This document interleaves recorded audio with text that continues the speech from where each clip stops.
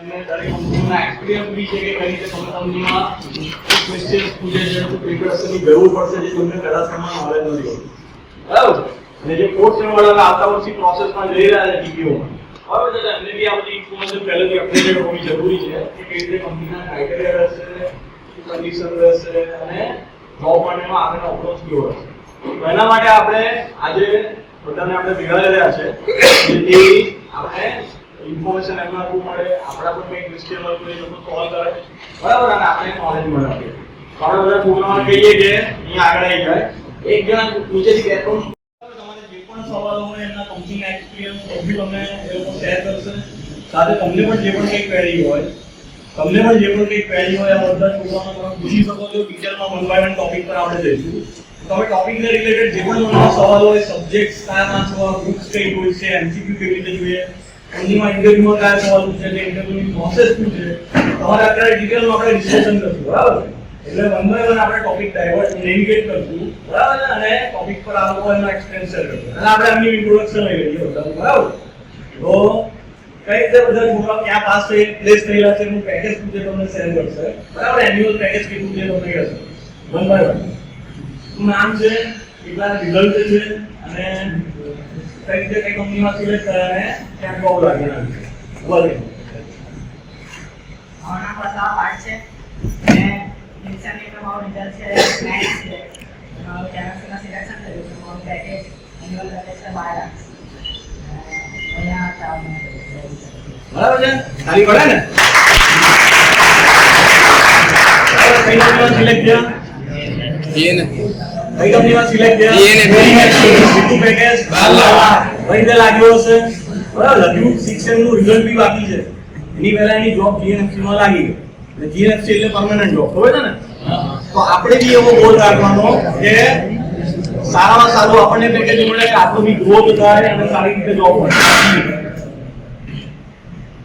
મારું નામ જિગ્નેશ ઓડ છે અને હું 6 સેમ માં અભ્યાસ કરું છું મારા સીજીપીએ છે 8.7 અને મારું પ્લેસમેન્ટ થયું છે જીએનએફસી કંપનીમાં અને મારું એન્યુઅલ પેકેજ છે 12 લાખ બીજે ક્યાં કોઈ કંપનીમાં પ્લેસ થયેલા ના એકમાં જ છો મારું નામ બાલુદ્ર છે હું શિક્ષામાં મારું ને મારું રૂપિયામાં સિલેક્શન થઈ ગયું 1,80,000 પેકેજ છે બરાબર પછી મારું નામ પ્રહાર ધ્રુવ છે મારું એમએસ મીડિયામાં સિલેક્શન થયું છે આનું પેકેજ 7.5 લાખ બરાબર છે પછી मेरा नाम विकास गुप्ता मेरा 5th सेम का रिजल्ट 7.47 सीपीआई है और मेरा अभी रिलायंस का इंटरव्यू जस्ट क्लियर किया है तो उसका अभी रिजल्ट पेंडिंग है पैकेज पर मंथ 30,000 है એન્યુઅલ 3 लाख 30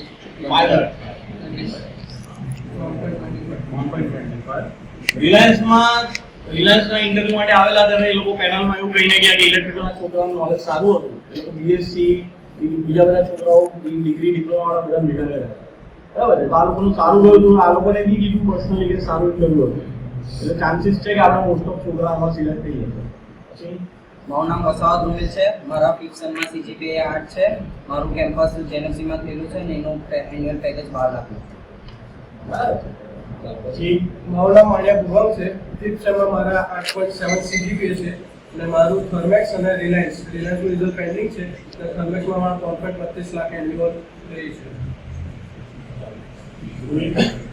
ગુડ મોર્નિંગ મારું નામ ધ્રુવી મહેન્દ્રભાઈ તાવડે છે મારે બે કંપનીમાં સિલેક્શન થયું છે એક આદિત્ય બિરલા અને બીજી ટેકનિક એનર્જી આદિત્ય બિરલાનું નામ તો બહુ મોટું છે એટલે બધાને જ ખબર હશે કે આદિત્ય બિરલા બધી જ સેક્ટરમાં છે મારું આદિત્ય બિરલાનું પેકેજ 3 lakhs છે અને ટેકનિકનું પેકેજ 3.5 lakhs છે ટેકનિક કેમ સિલેક્ટ કરી અને શું રીઝન મેકિંગ આઈડિયા છે ટેકનિક જે છે એ એમએનસી કંપની છે બટ એવું નથી કે આદિત્ય બિરલા એમએનસી કંપની નથી તમે જોવા જાઓ તો આદિત્ય બિરલા અત્યારે બધી જ ફિલ્ડમાં છે ઇનફેક્ટ મેં જ્યારે ઇન્ટરવ્યુમાં બેસી ત્યારે મને ખબર પડી કે આદિત્ય બિરલા એ વીઆઈનું જે સિમ કાર્ડ આવે છે ને એ પણ આદિત્ય બિરલાનું જ છે એ મને ત્યારે ખબર પડી આદિત્ય બિરલા અને ટેકનિકમાં મેં ટેકનિક એના માટે ચૂઝ કરી બીકોઝ મારે વ્હાઇટ કોલર જોબ જોઈએ વ્હાઇટ કોલર જોબ એટલે તમે કોમ્પ્યુટર પર બેસીને જોબ કરી શકો એવું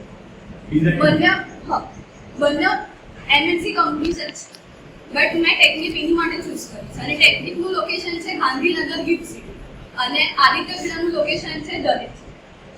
આદિત્ય બિરલામાં મારી પોસ્ટ જે મને એ લોકોએ ઓફર લેટરમાં જણાવી છે એ લોકોએ મને ડિપ્લોમા એન્જિનિયર ટ્રેનિંગ તરીકે જણાવી છે. સેમ એઝ ઇટ ઇઝ અહીંયા પણ મને એ લોકોએ એ જ રીતે પોસ્ટ આપી છે. બટ આદિત્ય બિરલામાં એ લોકોએ મને ઓફર લેટરમાં એ પણ જણાવ્યું હતું કે 1 વર્ષ પછી મારી જે પોસ્ટ હશે એ જુનિયર એન્જિનિયરની હશે.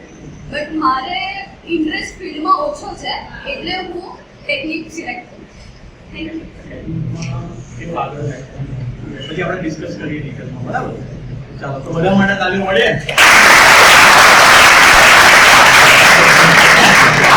આવા આપણા ઘણા બધા છોકરાઓ આના સિવાય પણ સિલેક્ટ થયેલા છે, ક્લિયર થયેલા છે. પણ 8મી તારીખે એક્ઝામ હોવાના કારણે ઘણા બધા આવી નથી શકેલા, બરાબર? કારણ કે એ લોકોને તૈયારી કરવાની છે, પ્રોસેસ છે, પ્રોજેક્ટ છે, બધા છે. જે લોકો આપણા માટે ટાઈમ કાઢીને એ બહુ મહત્વનું છે, કારણ કે એમને પરીક્ષા સામે હોવા છતાં પણ એ લોકો આપણા માટે આવેલા છે, બરાબર? તો સાથે હું તમને 2 શબ્દો કહેવા કહીશ કે સર કંઈક તમને માર્ગદર્શન આપે કે આપણો અત્યારે આ ડિસ્કશનમાં અભિગમ શું હોવાનું, બરાબર? વિદ્યાર્થીઓને અહીંયા આવવા માટે અને જે લોકો અત્યારે 2nd સેમમાં છે અને 4th સેમમાં છે એ વિદ્યાર્થીઓ માટે ખાસ આ પ્રોગ્રામ રાખેલો છે કે તમારે ભવિષ્યમાં તમારે પણ આ પરિસ્થિતિમાંથી પાસ થવું પડશે. એના તૈયારીના ભાગરૂપે તમે અત્યારથી તૈયારી ચાલુ કરી દો, બરાબર છે? અહીંયા ઘણી બધી કંપની આવે છે. તમે 5th સેમમાં તમે આવશો એટલે તમારા કેમ્પસ પ્લેસમેન્ટ ચાલુ થઈ જશે. એની તૈયારી કેવી રીતે કરવાની એનું અમે માર્ગદર્શન તો આપીશું જ. અમે સાથે સાથે આ જે વિદ્યાર્થીઓ સિલેક્ટ થયા છે એ લોકોની પણ એમની જર્ની કહેશે કે ભાઈ એમને સિલેક્શન થવા પાછળ એને કેવી રીતે મહેનત કરી છે, બરાબર છે? રોજના કેટલા કલાક એ લોકો આના માટે તૈયારી કરતા હતા એ તમને કહેશે. એટલે આ એક મોટિવેટ કરવા માટેનું તમારું સેશન છે. અમારા ડિપાર્ટમેન્ટ એવું ઈચ્છે છે કે દરેક વિદ્યાર્થીને 100% નોકરી મળી જાય. નોકરી મળી જાય અથવા તો હાયર સર્ટિફિકેટનું સિલેક્શન થઈ જાય. અત્યારે આપણે ફાઇનલ યરમાં 90 વિદ્યાર્થીઓ છે. કેટલા વિદ્યાર્થીઓ છે? 0. એમાંથી 45 વિદ્યાર્થીઓ ઓલરેડી સિલેક્શન થઈ ગયું કંપનીમાં, અલગ અલગ કંપનીમાં સિલેક્શન થઈ ગયું. એટલે 50% વિદ્યાર્થીઓનું સિલેક્શન અત્યારે થઈ ગયું છે, નોકરી મળી ગઈ છે. હજી 6ઠ્ઠા સેમની પરીક્ષા પણ બાકી છે, એનું રિઝલ્ટ પણ બાકી છે. તેમ છતાં કંપનીએ એડવાન્સમાં એનું સિલેક્શન કર્યું, બરાબર છે? અમુક વિદ્યાર્થીઓ જે લોકો હાયર સ્ટડીમાં જવા માંગે છે એવા વિદ્યાર્થીઓ એ કેમ્પસમાં બેસતા નથી. એટલે એવા વિદ્યાર્થીઓ લગભગ આપણે 25 વિદ્યાર્થીઓ ગણીએ તો 50 અને 45 અને 25 એટલે 70 વિદ્યાર્થીઓનું અત્યારે નક્કી થઈ ગયું છે કે એને આગળ શું કરવાનું છે. બાકીના 20 વિદ્યાર્થીઓ બચશે. તો બાકીના 20 વિદ્યાર્થીઓ માટે પણ મારો પ્રયત્ન ચાલુ જ છે. હજી અમારી પાસે સમય છે, બરાબર છે? હજી જૂન, જુલાઈ, ઓગસ્ટ, સપ્ટેમ્બર, ઓક્ટોબર સુધી કંપનીઓ આવે છે. એટલે બાકીના જે 20 વિદ્યાર્થીઓ છે એ 20 વિદ્યાર્થીઓ માટે અમે આઈડેન્ટિફાઈ કરી લઈશું કે આ વિદ્યાર્થીઓ અમારી કોન્ટેક્ટમાં રહેશે અને એમને જોબ અપાવવા માટે અમે પૂરો પ્રયત્ન કરીશું, બરાબર? પરંતુ તમારે સાથે સાથે તમારો સહકાર પણ જરૂરી છે. તમારો સહકાર પણ જરૂરી છે. તમે અમને સહકાર આપશો તો જ આ વસ્તુ પોસિબલ છે. આ વિદ્યાર્થીઓ માટે આપણે ગયા વર્ષે અમે ઓબ્જેક્ટિવ પ્રકારની ટેસ્ટ રાખવાની એક નવી વસ્તુ કરી છે. ઓબ્જેક્ટિવ ટેસ્ટ રાખી છે. એટલે તમે જે વિષયો ભણી ગયા છે એનો ઓબ્જેક્ટિવ અમે પ્લોટ કરીએ છીએ અને એમાં તમારે તમે આન્સર આપો છો. એટલે આ એક પ્રેક્ટિસ છે. સાથે સાથે ડિપાર્ટમેન્ટ ટીપીઓ અને ઇન્સ્ટિટ્યૂટ ટીપીઓ પ્લેસમેન્ટ સારું થાય એના માટે પણ અલગ અલગ એક્ટિવિટી કરતા હોય. આપણે જે ફિનિશિંગ સ્કૂલનો પ્રોગ્રામ કરતા હોય, બરાબર? એટલે સોફ્ટ સ્કિલનું પણ આપણે અહીંયા કામ ચાલી રહ્યું છે. પરંતુ તમે અહીંયા કોલેજમાં આવશો, ભણશો અને તૈયારી કરશો તો આ વસ્તુ થઈ શકશે. અમે એવા વિદ્યાર્થીઓને અમે એપ્રોચ કરીશું કે જે વિદ્યાર્થી ડિસિપ્લિનમાં માનતા હોય. મારું ફર્સ્ટ પ્રાયોરિટી છે ડિસિપ્લિન. ડિસિપ્લિન એટલે શિસ્ત. જે વિદ્યાર્થી શિસ્ત હશે, જે વિદ્યાર્થીમાં શિસ્ત હશે એ વિદ્યાર્થીઓ રાત્રે 12 વાગે પણ કામ કરવા માટે હું રેડી. મારું ને મારો સ્ટાફ એને કહીશ કે ભાઈ વિદ્યાર્થીને તકલીફ છે, આપણે એના માટે કામ કરવાનું. પરંતુ વિદ્યાર્થીમાં પહેલું શું હોવું જોઈએ? ડિસિપ્લિન. જીવનમાં ડિસિપ્લિન જરૂરી. હું તો આ વિદ્યાર્થીને પણ કહું છું, તમને નોકરી મળી ગઈ છે એટલે એનો મતલબ એવો નથી. તમારે જીવનમાં આગળ પ્રોગ્રેસ કરવો હશે તો તમારે કંપનીમાં ડિસિપ્લિન રાખવું પડશે. તમે કંપનીમાં ડિસિપ્લિન રાખો તો તમારો ત્યાં પણ પ્રોગ્રેસ થશે. કંપનીમાં ફક્ત જોબ મળવાથી તમારું કામ થઈ જતું નથી. તમારે કંપનીમાં આગળ વધવું હોય, બરાબર છે? તમને જે ટાસ્ક આપવામાં આવે એ ટાસ્ક તમારે સમયસર તમારે પૂર્ણ કરવો પડે. બરાબર? કંપની જે તમારી પાસે એક્સપેક્ટેશન છે, કંપનીનું એક્સપેક્ટેશન જે છે એ એક્સપેક્ટેશન તમારે પૂરું કરવું પડશે. જેનું પેકેજ 4 લાખ છે એ કંપની માટે 6 લાખનું કામ કરશે તો એને 4 લાખ આપશે કંપનીને ફાયદો થશે તો તમને આગળ પ્રોગ્રેસ કરશે. બરાબર? તમારથી એવું લાગે કે આ વ્યક્તિ મારા માટે 10 લાખનું કામ કરે છે તો એને 8 લાખ 7 લાખ સેલેરી આપશે. બરાબર? પણ તમે કંપની માટે તમારે કામ કરવું પડશે, તમારે આઉટપુટ ત્યાં બતાવવું પડશે. બરાબર? એટલે દરેક વિદ્યાર્થીને એવું કહું છું કે તમે તમારી પાસે ખૂબ જ કિંમતી સમય છે, એ સમયનો સદુપયોગ કરો. જે મોબાઈલ જે છે મોબાઈલનો સદુપયોગ કરો, ભણવામાં ઉપયોગ કરો. ગેમ રમવામાં તમારો સમય બરબાદ કરશો નહીં. ગેમ રમો, અડધો કલાક રમો, ઘરે રમો, માઇન્ડ ફ્રેશ કરવા માટે રમો, એનો કોઈ વાંધો નથી. બરાબર છે? તમે તમારો કિંમતી સમય જે લોકો ફોર્થ સેમમાં છે, સેકન્ડ યરમાં છે એમના માટે 6 મહિનાનો સમય છે, 6 ને 8 મહિનાનો સમય છે. જે લોકો ફર્સ્ટ યરમાં છે એમને 1.5 વર્ષનો સમય છે. બરાબર છે? આ તમારો કિંમતી સમય છે. તમે કિંમતી સમયનો બરબાદ તમે વેડફશો નહીં. જો આ સમય તમારા હાથમાંથી નીકળી જશે તો પાછળની જિંદગી તમારે શું કરવી પડશે? મજૂરી કરવી પડશે, લેબર વર્ક કરવું પડશે. આખી જિંદગી લેબર વર્ક કરવું પડશે. લાઈફ તક છે. બરાબર? ઇન્સ્ટિટ્યૂટ મારફત તમને અહીંયા કંપની તમને લેવા આવે છે. બરાબર છે? તમે એકવાર પાસ આઉટ થઈ જશો પછી તમને કંપની લેવા નહીં આવે, તમારે જોબ શોધવા જવું પડશે. માર્કેટમાં તમારે જોબ શોધવા જવું પડશે. બે ચાર વ્યક્તિને કહેવું પડશે ભાઈ મારું ભણવાનું પતી ગયું છે, મને નોકરી અપાવો. બરાબર છે? આ એક પ્લેટફોર્મ છે કે જેના મારફત તમને કંપની અહીંયા શું કરવા માટે આવે છે? લેવા માટે આવે છે. એટલે મારે એટલું જ કહેવાનું છે કે આ સમયનો સદુપયોગ કરીને મહેનત કરવી. મહેનત કરો, જો ફળ મળવાનું છે. તમે એક કંપની માટે મહેનત કરી હશે, એ કંપનીમાં તમારું સિલેક્શન નહીં થયું તો એ મહેનત જે છે બીજી કંપનીમાં તમને કામ લાગશે.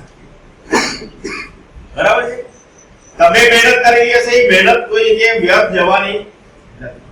પરંતુ તમે તમારો સમયનો પૂરેપૂરો તમે ઉપયોગ કરશો તો જ આ વસ્તુ પોસિબલ. બરાબર છે?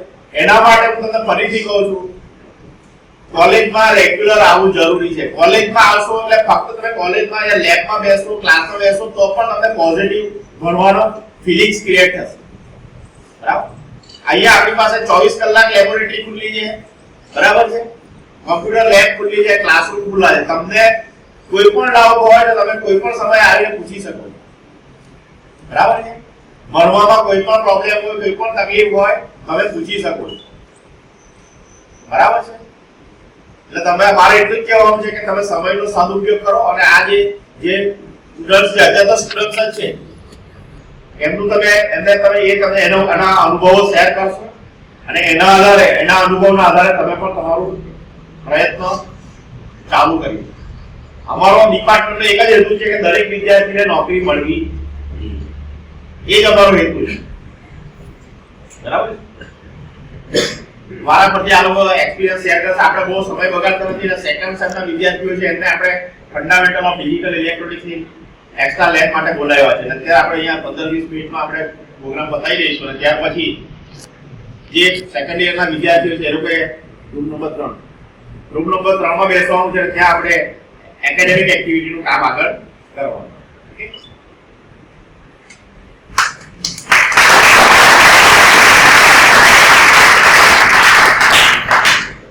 સરે કીધું એ પ્રમાણે આ લોકો પાસેથી આપણે ઘણી સારી માહિતી મળશે તો આપણે વધારે ડિટેલમાં નહીં જતા, વન બાય વન ટોપિક પર ડિસ્કશન ચાલુ કરીશું. બરાબર? તો આપણે એક પછી એક ટોપિક લઈએ. તમારા પણ જે કોઈ ક્વેરી હોય તમે ઓન ધ સ્પોટ પૂછી શકો છો. એક જ ટોપિક પર જેટલી ક્વેરી હોય તમારે પૂછવું હોય પૂછી શકો છો આગળ. બરાબર? તો પહેલું આપણે આમને ટોપિક પર જઈએ એના માટે હું જરા આ બાજુ આવી લઉં છું. બરાબર? આમ આવી જાવ તમે.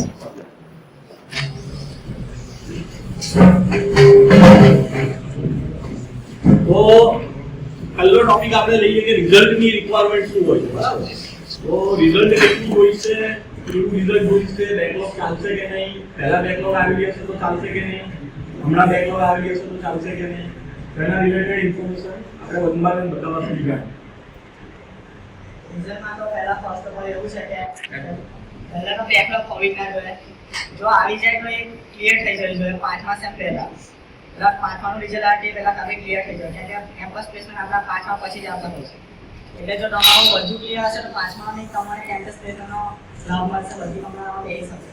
જો તમારી એક પણ બેકલોગ નહીં હોય તો તમારું રિઝલ્ટ ઓવર 7 થી 7.50 થી ઉપર CGPA હોવાનું છે. એટલે બેકલોગ ના હોય તો તમારું રિઝલ્ટ સારું જ રહેવાનું છે, જેથી તમને બધી કંપનીમાં લાભ મળી શકે છે કે તમે બધામાં એલિજિબલ છો બેસવા માટે. એવું કોઈ એવી કંપની હતી કે જેની અંદર બેકલોગ કોઈની હોય અને એના લીધે બેસી ના શક્યા હોય કોઈ છોકરાઓ ખરા? જીએનએફસીમાં હતું કે એમાં કોઈ લાઈવ બેકલોગ કે ડેડ બેકલોગ ગણાતું નથી. એમાં જો તમારે 12 લાખ અથવા વધારે એવા પેકેજની અને આવી સારી કોઈ જોબ જોતી હોય તો એમાં તમારે આવા ક્રાઇટેરિયા ખૂબ ખાસ જરૂરી હોય છે કે એમાં 60% થી વધારે CGPA ધરાવવા જોઈએ અને કોઈ પણ લાઈવ અથવા ડેડ બેકલોગ ના હોવું જોઈએ. CGPA કેટલો જોઈએ? કોણ કહેશે? CGPA કેટલો જોઈએ? તો અરાઉન્ડ 60% પ્લસ વધારે હોવો જોઈએ. એટલે 6.5 બરાબર ગણીએ એને ટકામાં ડિવાઇડ કરો તો બરાબર. લાઈવ બેકલોગ ને ડેડ બેકલોગ બધા ચલાવે છે કે ડેડ થઈ ગયું તો ચાલે?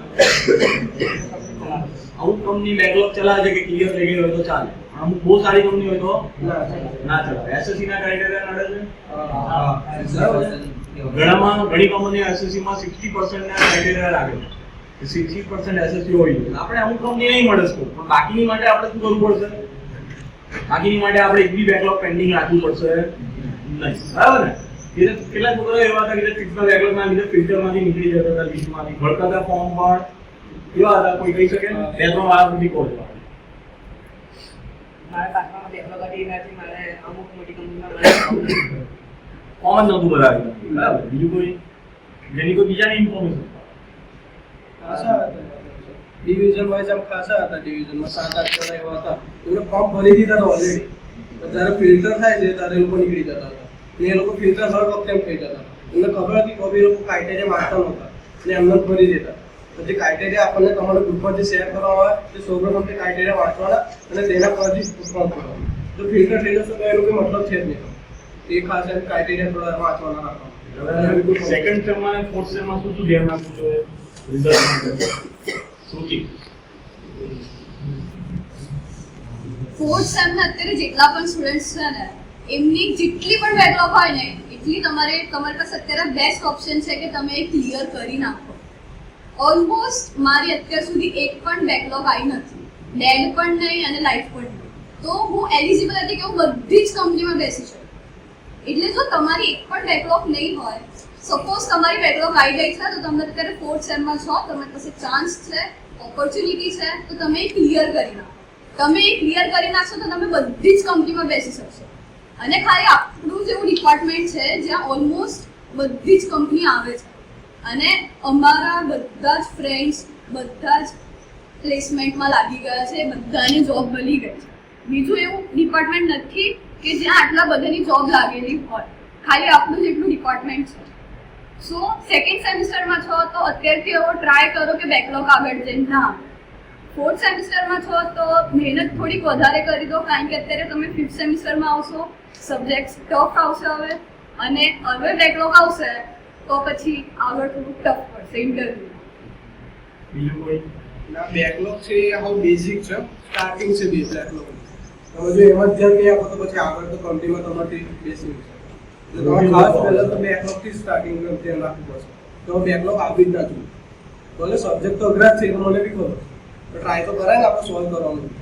તો એ જ નહીં સોલ્વ થાય તો પછી તમારી પાસે તમે એલિજિબલ નહીં કરી શકો કોઈ બી કંપની. એવું કોઈ ખરું કે જેને બેકલોગ આવી હતી પહેલા અને ક્લિયર કરી નાખી એટલે હવે ડેડ બેકલોગમાં થઈ ગઈ એટલે હવે કેમ્પસમાં ચાન્સ મળે આમાંથી? મારું ફર્સ્ટ સેમમાં 2 આવી હતી પણ મેં ક્લિયર કરી નાખી, એટલે કંપનીમાં બેસવા દઈ દીધું. એવું કોઈ ખરું જેને બેકલોગ હતી કોઈ જોબ લાગી રેર કેસમાં? બેકલોગ છે તો આપણે જોબ લાગી. એટલે આપણે કોલેજની રેપ્યુટેશન એટલી સારી છે કે કંપનીઓ સારી કંપનીઓ પ્રિફર કરે છે. તમે બહાર કેમ્પસ પ્લેસમેન્ટમાં ગયેલા, ફેરમાં જોબ ફેર કોમન ગયો હતો, કેવી કંપનીઓ ત્યાં આવી અને કેવી કોલેજમાં આવી હતી આ વાળા પરથી બધા? અને તમને જે કંપનીઓ જોઈ કોલેજમાં આવતી તો બીજે મળે છે ચાન્સ બીજી કોલેજોના? તમે સાંભળ્યું હોય પ્લેસમેન્ટ શું છે અપडेट जरा वाला करिए।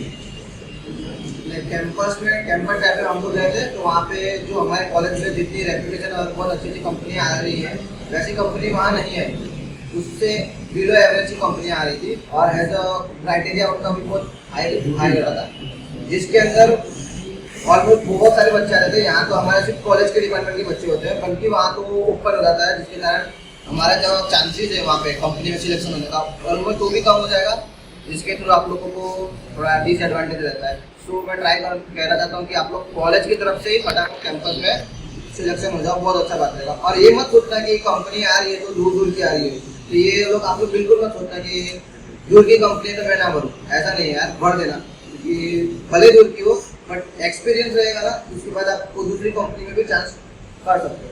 कैंपस प्लेसमेंट का क्या इंपॉर्टेंस रहता है? नॉर्मल बाद में जॉब लगे उससे बढ़िया क्या है कैंपस प्लेसमेंट में जॉब मिलना?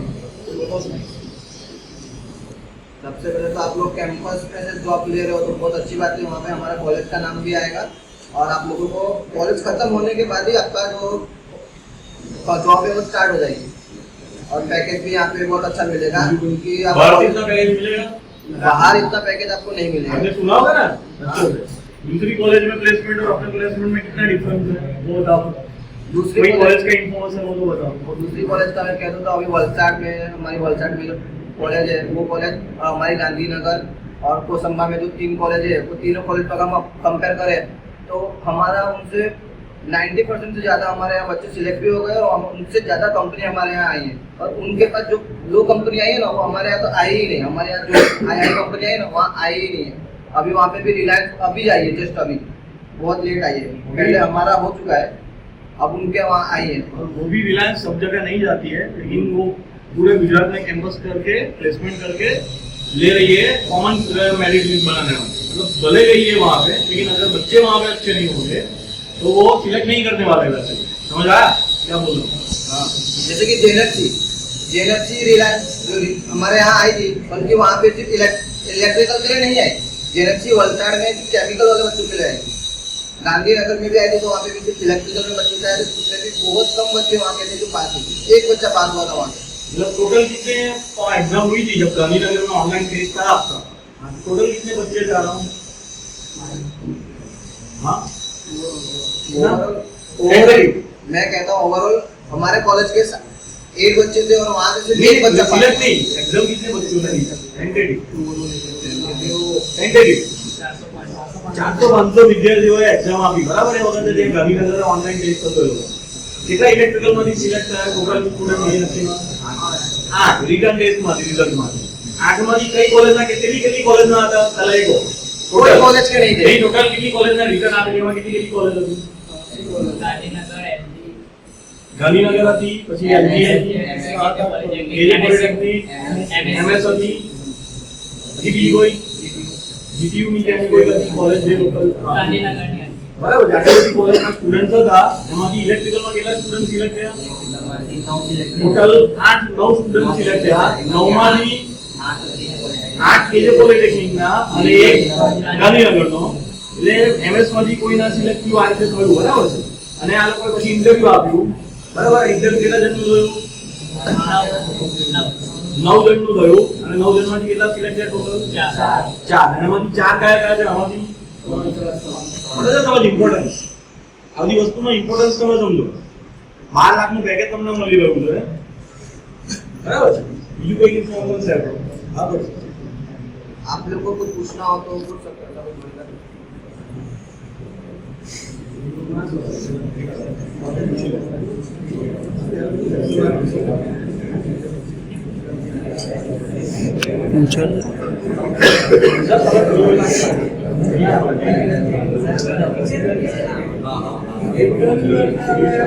इंटरव्यू कैसे देना है? प्रोसेस इंटरव्यू का પહેલા 3 દાખલ પ્રોસેસ હોય બધી કંપનીમાં।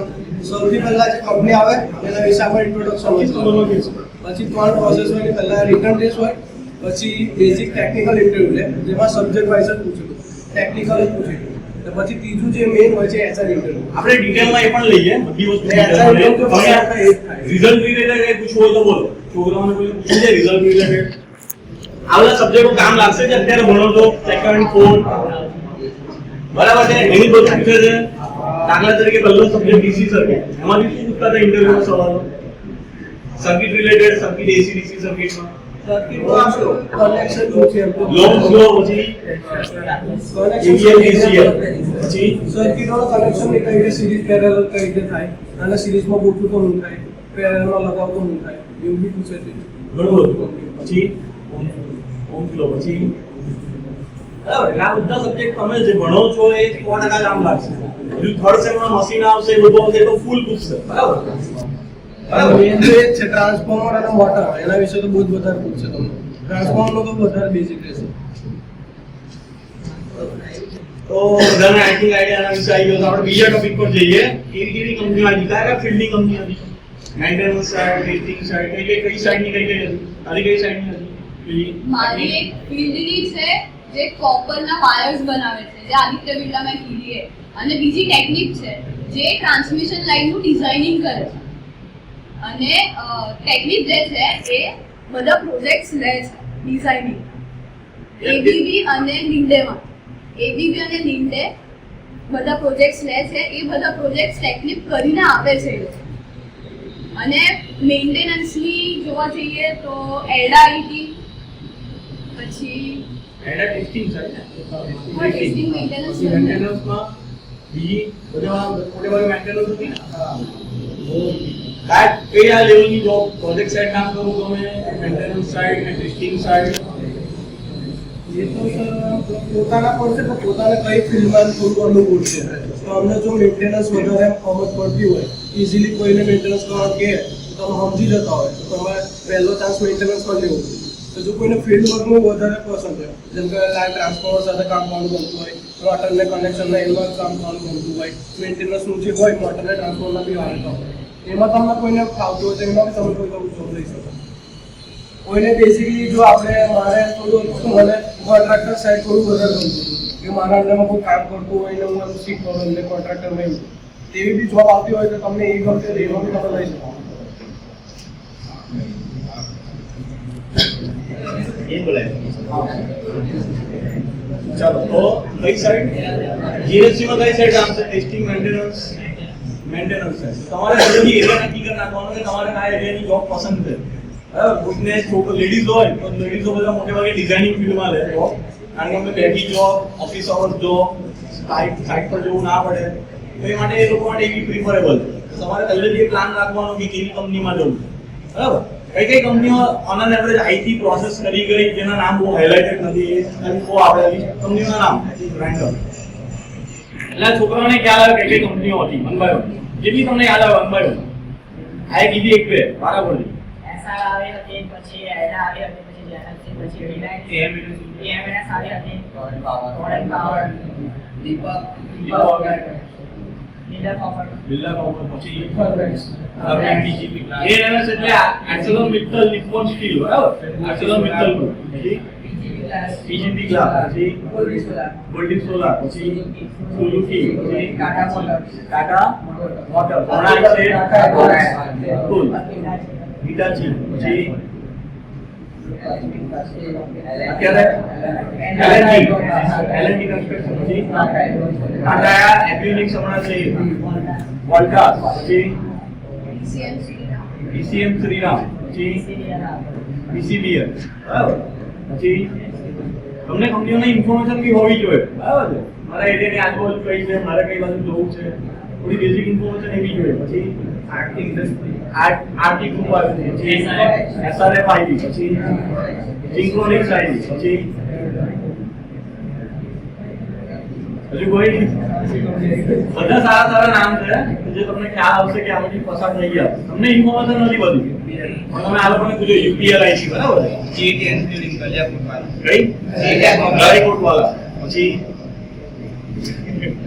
એટલે એ લોકોએ નામ ભૂલી જાય એટલી બધી કંપનીઓ આવી ગઈ એવું છે કે નામ બી એ લોકોએ ભૂલી જાય એવું ભૂલી જાય એટલી બધી પ્રોસેસ કરેલી બરાબર ઘણી કંપનીઓએ પ્રોસેસ ઇન બિટવીન બી છે બરાબર જ્યારે ટાટા ઇમ્યુનિક જે બરોડામાં જે ઇન્ડસ્ટ્રીયલ જે મિલિટરી એરક્રાફ્ટ બનાવવાનો પ્લાન્ટ છે હમણાં નાખ્યો છે એ બી આવી ગઈ છે જેનું કાલે ઇન્ટરવ્યુ છે કાલે રિટર્ન ડેટ એ લોકો ઓનલાઈન આપ્યો આજે શોર્ટલિસ્ટ લિસ્ટ આવી જશે અને કાલે એનું ઇન્ટરવ્યુ થઈ જશે ઓન ધ સ્પોટ તો તૈયારી કરવા માટે વચ્ચે ટાઈમ મળે છે પ્લેસમેન્ટ આવે અને એવું મનાય કે ભાઈ છેલ્લે પ્લેસમેન્ટ આવે ત્યારે તૈયારી one by one experience share કરો એ આ વખતે તૈયારી એકદમ કરવી પડી કે કેટલા દિવસોમાં વાંચવું પડ્યું કે કઈ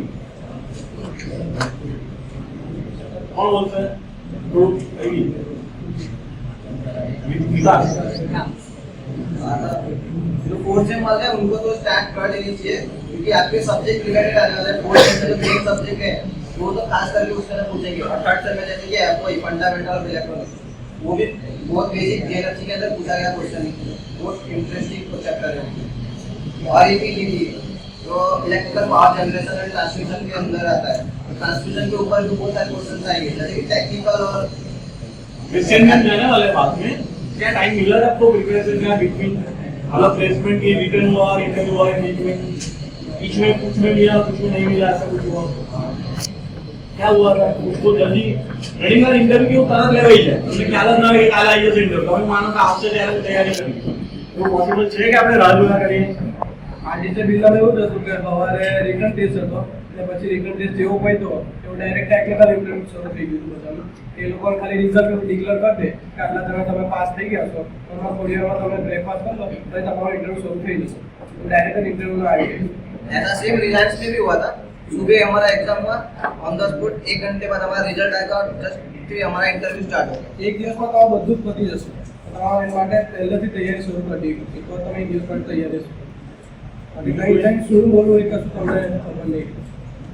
આપણો પ્રોગ્રામ પહેલા ટેકલો હોવા છતાં બી પહેલી ડે તમને એને લાગી ગઈ બરાબર શું જોયું એ વખતે કે તૈયારી હતી શું પૂછ્યું તું તને એ ટાઈમ પર સવાલો પૂછેલા કે તમે રિટર્ન ટેસ્ટમાં અને એમાં હું પાસ થઈ ગયું છે ત્યારબાદ તરત જ અમારું એચઆર ઇન્ટરવ્યુ હતું ત્યારબાદ પછી કંપનીમાં પણ ઇન્ટરવ્યુ આપવાનો એમાં શું સવાલો છે કેવા એમાં ટ્રાન્સફોર્મર રિલેટેડ વધારે સવાલો હતા કે ટ્રાન્સફોર્મરનું કુલિંગ કઈ રીતે કરવામાં આવે છે તેનું કનેક્શન કે કેવા પ્રકારનું ટ્રાન્સફોર્મર વાપરવું છે એના ક્વેશ્ચન વધારે પ્રોજેક્ટ ફાઇનલ એના પ્રોજેક્ટના પણ વધારે ક્વેશ્ચન એ સિલેક્ટ કર્યો કારણ કે પ્રોજેક્ટની એક ટુ ઝેડ વિગત ખબર હતી એમ એટલે મેં પૂછ્યા સવાલો કે શું પ્રોજેક્ટ હતો અને મને બધા સવાલો ડિટેલમાં મળ્યા અને એ જે પ્રોજેક્ટ પર કામ કરે એની પરફેક્ટ નોલેજ હોવા લીધે એને લઈ લીધો કેમ કારણ કે તમે જે ફિલ્ડનું કામ હોય તમને ખબર ના હોય તો પછી તમને કેવી રીતે લે એને ફ્યુચરમાં કંઈ કામ આપશે એને જો એના ફિલ્ડનું ના આવડે તો એને કઈ રીતે આવડે એને કમ્પ્લીટ એનું નોલેજ હતું એટલે એને પહેલા સિલેક્ટ થઈ ગયો બંને પછી ઘણી બધી સારી કંપનીઓમાં એને ચાન્સ ના મળે બરાબર ચાલ આપણે બેઝિક ઇન્ફોર્મેશન પર જઈએ કે રિઝ્યુમ પહેલા બનાવવું પડશે બરાબર ને રિઝ્યુમ માટે તમારે કઈ ગાઈડલાઇન્સ કેવું બનાવવું પહેલેથી બનાવવું કે ના બનાવવું રિઝ્યુમ કેવું પ્રિફર કરે એમાં શું લખવું કંઈક બેઝિક ઇન્ફોર્મેશન મૂવી હાથ કરો ખાલી કોણ બોલશે એટલીસ્ટ મને ખ્યાલ આવે રિઝ્યુમમાં તો બેઝિક આપણે પહેલા તો પોતાનું ઇન્ટ્રોડક્શન ફૂલ લખવાનું હોય છે phone number email ID photo જો તમે જે પાસપોર્ટ સાઇઝનો હોય તે લાઈવ રાખજો થોડો જે રિઝ્યુમ અપડેટ કરતા હોય ત્યારે લાઈવ અને થોડું બધું સૂટ યા ફોર્મલ કપડાં કંઈ પહેર્યા હોય એ ફોટો તમારે અપલોડ કરવાનો જેથી ઇમ્પ્રેશન થોડી સારી પડે એ લાઈવ ફોટો રાખવાનો હોય એમાં બેઝિક તો આપણે જે ઇન્ટર્નશિપ કરી હશે તમે લોકોને જે આવતી હશે એ ઇન્ટર્નશિપ ખાસ મેન્શન કરવાની હશે એના વિશે બી તમને પ્રશ્નો ખાસ પૂછશે તો તમે ત્યાંથી શું કર્યું શું શીખવા મળ્યું એ ઇન્ટર્નશિપ વિશે હશે કે તમે કોઈ વર્કશોપ તમને કરાવી હશે કે વર્કશોપ અમે મેન્શન કરવાની તો તમારી પાસે જે સબ્જેક્ટ રિલેટેડ અથવા કોઈ સ્કિલ રિલેટેડ સર્ટિફિકેટ્સ હોય છે તેને બી સાચવી રાખવાના હોય તેને બી કોઈ મેન્શન કરતા હોય છે સર્ટિફિકેટમાં રિઝ્યુમમાં તે પોતાના પર નિર્ભર છે કે સર્ટિફિકેટ મેન્શન કરવા કે નહીં તો એને જો આપણે મેન્શન કરીએ તો એમને ખબર પડે કે આપણી પાસે કઈ કઈ સ્કિલ છે આપણને શું શું આવડે છે શું શું જાણકારી આપણી પાસે છે તો એના રિલેટેડ એ પૂછી પણ શકે છે એટલું ધ્યાન રાખો એટલે એમાં જે રિઝ્યુમમાં જે લોકો તમને ખબર હોય છે અને સાચું હકીકત હોય છે એવું જ લખવું જરૂરી છે તો અમને જ કંઈ ખબર ના હોય જેમ કે હોબીમાં અત્યારે બધા ક્રિકેટ ને પ્લેઇંગ મ્યુઝિક ને એવું લખી દે છે કે પૂછી બી શકે તમારું ફેવરેટ સોંગ શું છે તો એવું લખે છે રીડિંગ બુક્સ તો તમે કઈ બુક્સ વાંચી લાસ્ટ ટાઈમ એવું બી પૂછી શકે નહીં તો ત્યાંથી તમે પકડાઈ જાવ છો કે તમે સાચા છો કે જૂઠા એટલે રિઝ્યુમ એવું બનાવો કે તમને પોતાની જાતે આખું રિઝ્યુમ ખબર હોવી જોઈએ એકદમ સાચું હોવું જોઈએ એમાં તમારે બેઝિક ડિટેલ્સ કોલેજનું ફાઇનલ પ્રોજેક્ટ અમે કીધું વર્કશોપ પછી હોબી તમારી તમને કઈ કઈ સ્કિલ છે તમારામાં પછી સ્કિલ હોય છે તમને શું શું નથી ગમતું એ બી અંદર લખવાનું મેન્શન હોય છે એ લોકો પૂછે છે કે તમને શું નથી ફાવતું કયું કરવાનું જેમ કે મને છે કે મને કોઈ પબ્લિક સ્પીચ કેવું હોય છે જેમાં થોડું નર્વસ થઈ જાય એમને તો સમજાવવું પડતું હોય છે પછી એવું બી એ લોકો પૂછે છે કે એના માટે તમે શું કરશો કે તમારા નર્વસ દૂર કરવા માટે શું કરશો તે બી આપણે સમજાવવાનું રહેતું હોય છે એટલે ધ્યાન રાખો કે આપણે અંદર જે લોકો છે એના વિશે આપણને જાણકારી હોવી જોઈએ એમાંથી જ પ્રશ્નો કરશે એમાંથી જ પૂછશે એ પ્રોફેશનલ રિવ્યુ હોય છે કે સિમ્પલ સારું બનાવી દો ચાલે પ્રોફેશનલ ફેર પડે ગાય સિમ્પલી રિવ્યુ બનાવીને ચાલુ કરી દેવું જોઈએ શરૂ કરી દેવું જોઈએ બરાબર. ધીમે ધીમે શરૂ કરી દે એટલે થોડી થોડી અપડેટ નાખતી રહેવી જોઈએ એમ ધીમે ધીમે. હવે ત્યાં આવશે બધું. ના નથી કશું નહીં.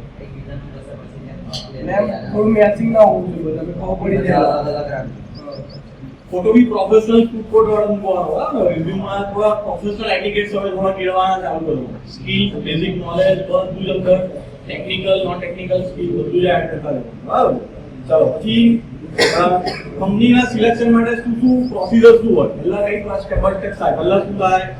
આપણે કંપનીની ડિટેલ આવે, ડિટેલ પૂરેના બધી લઈ, ફોર્મ ભરવાથી લઈ, જ્યારે કંપની આવે ત્યારે પ્રી પ્લેસમેન્ટ, પછી ઇન્ટરવ્યુ આ તે એના વિશે થોડી ઇન્ફોર્મેશન.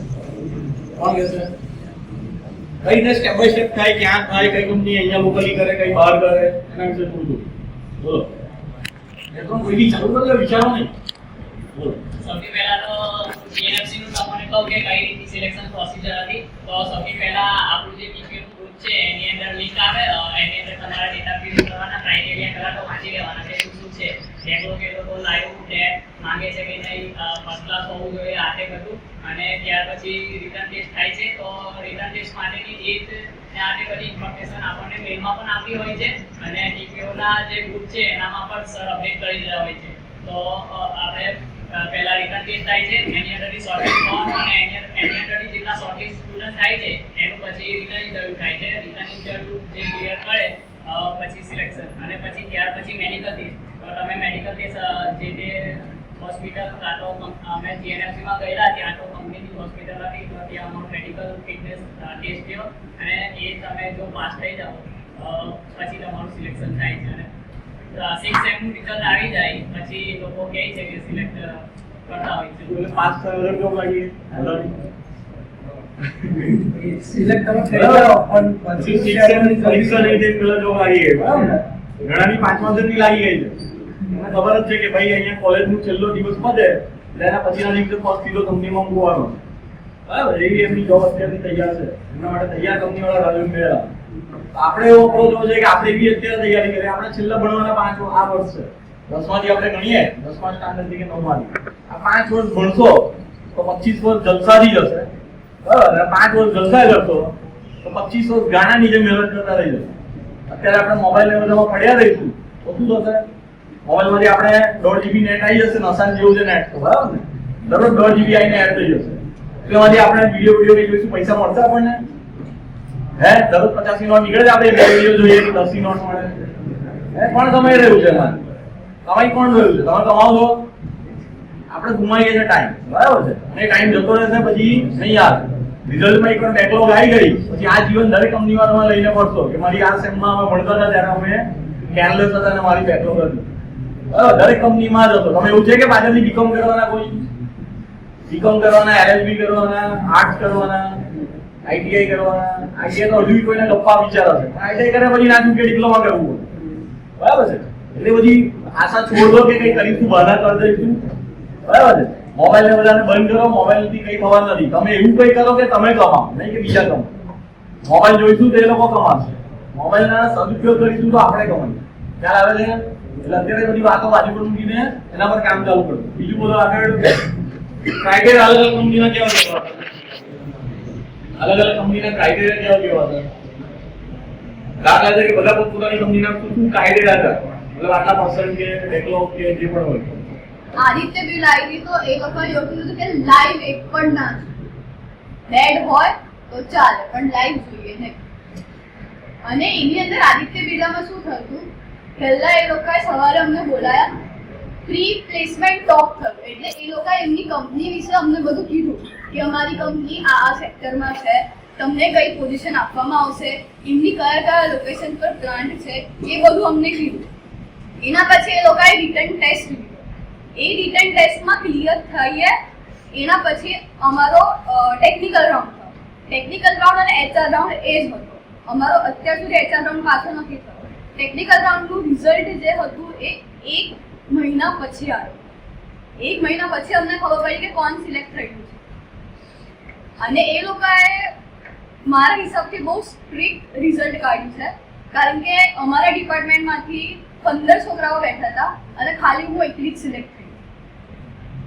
એટલે બહુ ટફ હોય છે સિલેક્ટ થવું.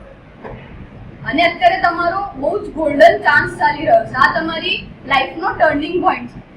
એવું નથી કે તમે અહીંયા કેમ્પસમાં નહીં બેસો તો તમને બહારથી જોબ મળી જશે. સ્ટીલ અત્યારે મારો એક સિનિયર છે, જ્યારે હું ફર્સ્ટ યરમાં હતી ત્યારે 3rd યરમાં હતી, સ્ટીલ અત્યારે એની પાસે જોબ નથી, મારી પાસે જોબ છે. સો અત્યારે અહીંયા જેટલા પણ પેકેજની જોબ મળે છે એ લઈ લો, એ તમારો એક્સપિરિયન્સ ગણાશે. અને બીજું કે ટેકનિકમાં એ લોકોએ પહેલા એક દિવસ પ્રી પ્લેસમેન્ટ ટોક કરવા માટે આવ્યા, પછી બીજા દિવસે પહેલા આવ્યા આપણી કોલેજમાં, એ લોકો એમના કંપનીનું કીધું, એ લોકોએ એના પછી રિટન ટેસ્ટ લીધો. રિટન ટેસ્ટમાં બધી જગ્યાએ રિટન ટેસ્ટમાં અમને ખાલી MCQs જ પૂછ્યા હતા, બટ ટેકનિકમાં અમને લોકોને ક્વેશ્ચન આન્સર્સ પણ પૂછ્યા હતા. કન્ડક્ટન્સ શું છે, ઓહ્મ્સ લો શું છે, ટ્રાન્સફોર્મર પર હતું. પછી મોટર સ્ટાર્ટ થાય તો એની માટે કયા સ્ટાર્ટર્સ જોઈએ, ઇંગ્લિશમાં લખવાનું પાછું. હા. અને હવે એવું નથી કે હવે આગળ તમને બધું ગુજરાતીમાં પ્રોવાઈડ કરવામાં આવશે. તમે હવે કંપનીમાં જશો તો તમને હવે બધું મોસ્ટ ઓફ ઇંગ્લિશમાં જ આવશે. થોડું વર્ડ આવડવા જોઈએ ઇંગ્લિશમાં. ઇન્ટ્રોડક્શન બોલવાનું છે તો ઇંગ્લિશમાં બોલતા આવડવું જોઈએ. પછી હા કોઈ પોતાની ઇંગ્લિશ જાય એવું નહીં. ઇમ્પ્રેશન માટે તમને ઇંગ્લિશ થોડું શીખવું પડશે. મને બી નહોતું આવડતું, પણ મેં ઇન્ટ્રોડક્શન ઇંગ્લિશમાં બોલેલું અને એને પ્રેક્ટિસ કરી કોકી નાખ્યું. ઇન્ટ્રોડક્શનમાં ઇંગ્લિશમાં જવાનું છે કે કંપનીમાં ઇન્ટરવ્યુ આપણે ઇંગ્લિશ તો જરૂરી છે. ટેકનિક કંપની આવી હતી તો એ ફ્રાઈડે મારો રિટન ટેસ્ટ લીધો. રિટન ટેસ્ટમાં હું સિલેક્ટ થઈ. એના પછી ઇન્ટરવ્યુ આપવા માટે જવાનું હતું સુરત SVNIT કોલેજ, અને એ લોકોએ સવારનો 10 વાગ્યાનો ટાઈમ રાખ્યો હતો ત્યાં પહોંચવાનો. એટલે ત્યાં જવાનું, પછી ત્યાં એ લોકોએ મારો ટેકનિકલ રાઉન્ડમાં ટેસ્ટ લીધો. ટેકનિકલ રાઉન્ડમાં જે ટેસ્ટ હતો એ ત્યાંના નહોતા, એટલે એ પર્સનલી ત્યાં નહોતા. મેં ત્યાં ઓનલાઈન ટેસ્ટ આપ્યો હતો, ટેકનિકલ ટેસ્ટ. એ વિડીયો કોલ પર હતા અને ત્યાં મેં ટેસ્ટ આપ્યો હતો. એના પછી હું એની અંદર સિલેક્ટ થઈ. એના પછી મારો HR રાઉન્ડ થયો, અને HR રાઉન્ડ થયો ત્યારે ફેસ ટુ ફેસ HRએ વાત કરી કે ભાઈ તને આ કંપનીમાં કેમ આવશે, તું આ કંપનીમાં શું જોઈને આવે છે, તારો ફ્યુચરનો ગોલ શું છે. ઓબ્વિયસલી એ લોકો આપણાને લે છે તો એ લોકો એવું તો નહીં વિચાર કરે ને કે ભાઈ 2 વર્ષ પછી આ છોડી દેશે તો નુકસાન તો એ લોકોનું થશે. એટલે ફ્યુચર ગોલ પર ડિસાઈડ તો હોવો જ જોઈએ આપણો. એટલે એ બધું જ છે. મેં ટેકનિકમાં ભર્યું પણ નહોતું, મેં ફોર્મ પણ નહોતું ભર્યું ટેકનિક, બટ એ લોકોને ઓવરઓલ પાસ આઉટ સ્ટુડન્ટ જોઈતા હતા જેમની એક પણ બેકલોગ હોય જ ના, ડેડ પણ ના હોય અને લાઈફ પણ ના. ટેકનિકલમાં લીધા ભર્યું ફોર્મ ટેકનિકમાં મેં ફોર્મ જ નહોતું ભર્યું, ડાયરેક્ટ મેં રિટન ટેસ્ટ આપી દીધો. હું પ્રી પ્લેસમેન્ટ ટોકમાં પણ નથી ટેકનિકમાં. રિટન ટેસ્ટ થઈ ગયો. રિટન ટેસ્ટમાં મને જ નહીં ખબર મેં શું લખ્યું હતું અને હું પાસ પણ થઈ ગઈ રિટન ટેસ્ટ. એના પછી લોકોએ લોકેશન કીધી કે ભાઈ લોકેશન ગાંધીનગર છે. એના પછી ધર્મેશ સરે, હરી સરે, સ્નેહલ સરે બધાએ સમજાવ્યું. હા, શ્રુતિ મેડમે પણ સમજાવ્યું. બીકોઝ એઝ એ ગર્લ ઘર છોડીને જવું એ બહુ ટફ છે, અને નજીક હોય તો ચાલે, બટ હું રહું છું વડોદરા અને મારે જવાનું ગાંધીનગર, અને આટલી એજમાં તો એઝ એ ગર્લ ઘર ના છોડવું જોઈએ. MNC કંપની એટલે એટલા જલસા ને કે શનિ રવિ તો રજા હશે, બીજું વર્ક આવરમાં કોઈ પ્રેશર નહીં, કોઈ ફ્રેન્ડલી એટમોસ્ફિયર, કામ કરો તો ચાલે, ના કરો તો બધા માહોલ ત્યાંના છે. આપણા જૂના પાછળ છોકરાની વાત કરાઈ મેં. જૂનો પાછળ છોકરાથી મેં અમે મહેનત કરીને લગાવ્યો, અત્યારે બોમ્બેમાં છે, બરાબર છે. એનો ફોન આવ્યો, મુસ્તાફી છે ને, મુસ્તાફી એટલે એનો ફોન આવ્યો, મેં એની સાથે વાત કરાઈ, એટમોસ્ફિયર કીધું, એને મન થઈ ગયું, લાગી જઈ એમ કરીને બધી ગઈ, બરાબર. અને તમારામાં કઈક એવી સ્કિલ્સ હોય ને જે તમારા જોબને મેટર કરતી હોય, ભરતનાટ્યમની સ્કિલ, ભરતનાટ્યમ ને, તો એને પ્લીઝ રિઝ્યુમમાં મેન્શન કરો. તમે એને રિઝ્યુમમાં મેન્શન કરશો તો તમારા એક ચાન્સ વધી જશે કે ટેકનિકલમાં કેવા સવાલ પૂછાયા હતા? ટેકનિકલમાં કે તમે આગળ સિલેક્ટ થઈ શકો. ટેકનિકલમાં ઇલેક્ટ્રિકલમાં કયા સવાલ હતા? એ બધું તો કેટલું છે. બીજા સવાલો સ્પેસિફિક સ્પેસિફિક કયા ટાઈપના સ્ટાર્ટર્સ યુઝ થાય, રેઝિસ્ટન્સ શું છે, કન્ડક્ટન્સ શું છે, ઓહ્મ્સ લો કોએ ઇન્વેન્ટ કર્યો, કયા સાલમાં કર્યો. અને તમે ટેકનિકલ ગ્રાઉન્ડમાં જશો ને ત્યારે છે ને તમે જ્યાંથી એન્ટર થશો ને ત્યારથી એ તમને છે ને આખો ઓબ્ઝર્વ કરી લેશે.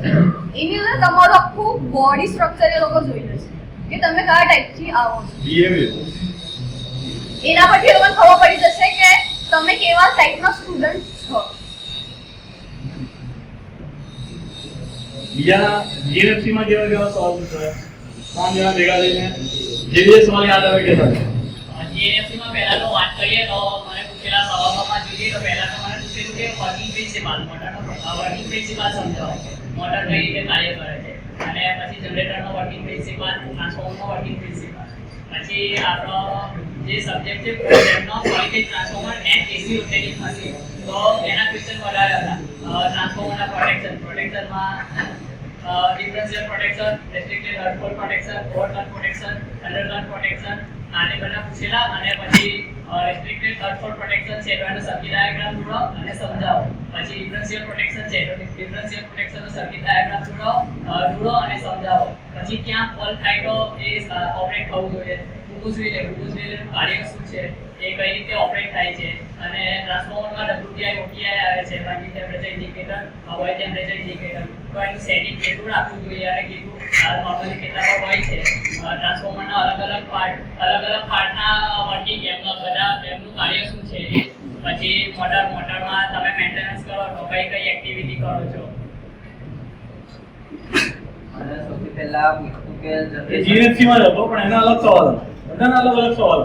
મને સૌથી પહેલા જનરેશન સાઈડ પૂછ્યું કે આપણે જે અલ્ટરનેટર હોય પાવર પ્લાન્ટમાં એમાં ઇલેક્ટ્રિસિટી કેવી રીતના જનરેટ થાય. એના પછી ટ્રાન્સફોર્મર વિશે પૂછ્યું, ટ્રાન્સફોર્મરના બધા પાર્ટનું નામ પૂછ્યું, એનું વર્કિંગ પ્રિન્સિપલ, એ પાર્ટ શું કામ લાગે, ગ્લુકોઝ રિલેનું વર્કિંગ પૂછ્યું, પછી ટ્રાન્સફોર્મરના પ્રોટેક્શનો પૂછ્યા, પછી સર્કિટ બ્રેકરના નામ પૂછ્યા, એમાં સર્કિટ બ્રેકરનું વર્કિંગ સમજાવવાનું કીધું.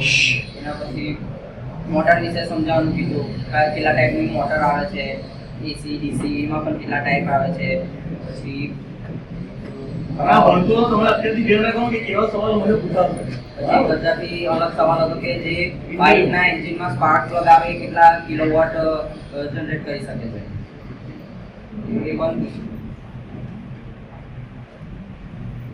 આપણા કોલેજના ટીપીઓ સીએચ ભટ્ટ આવ્યા છે, માર્ગદર્શન આપવા માટે બોલાયા છે. ને પણ થોડા વિષય એટલે કે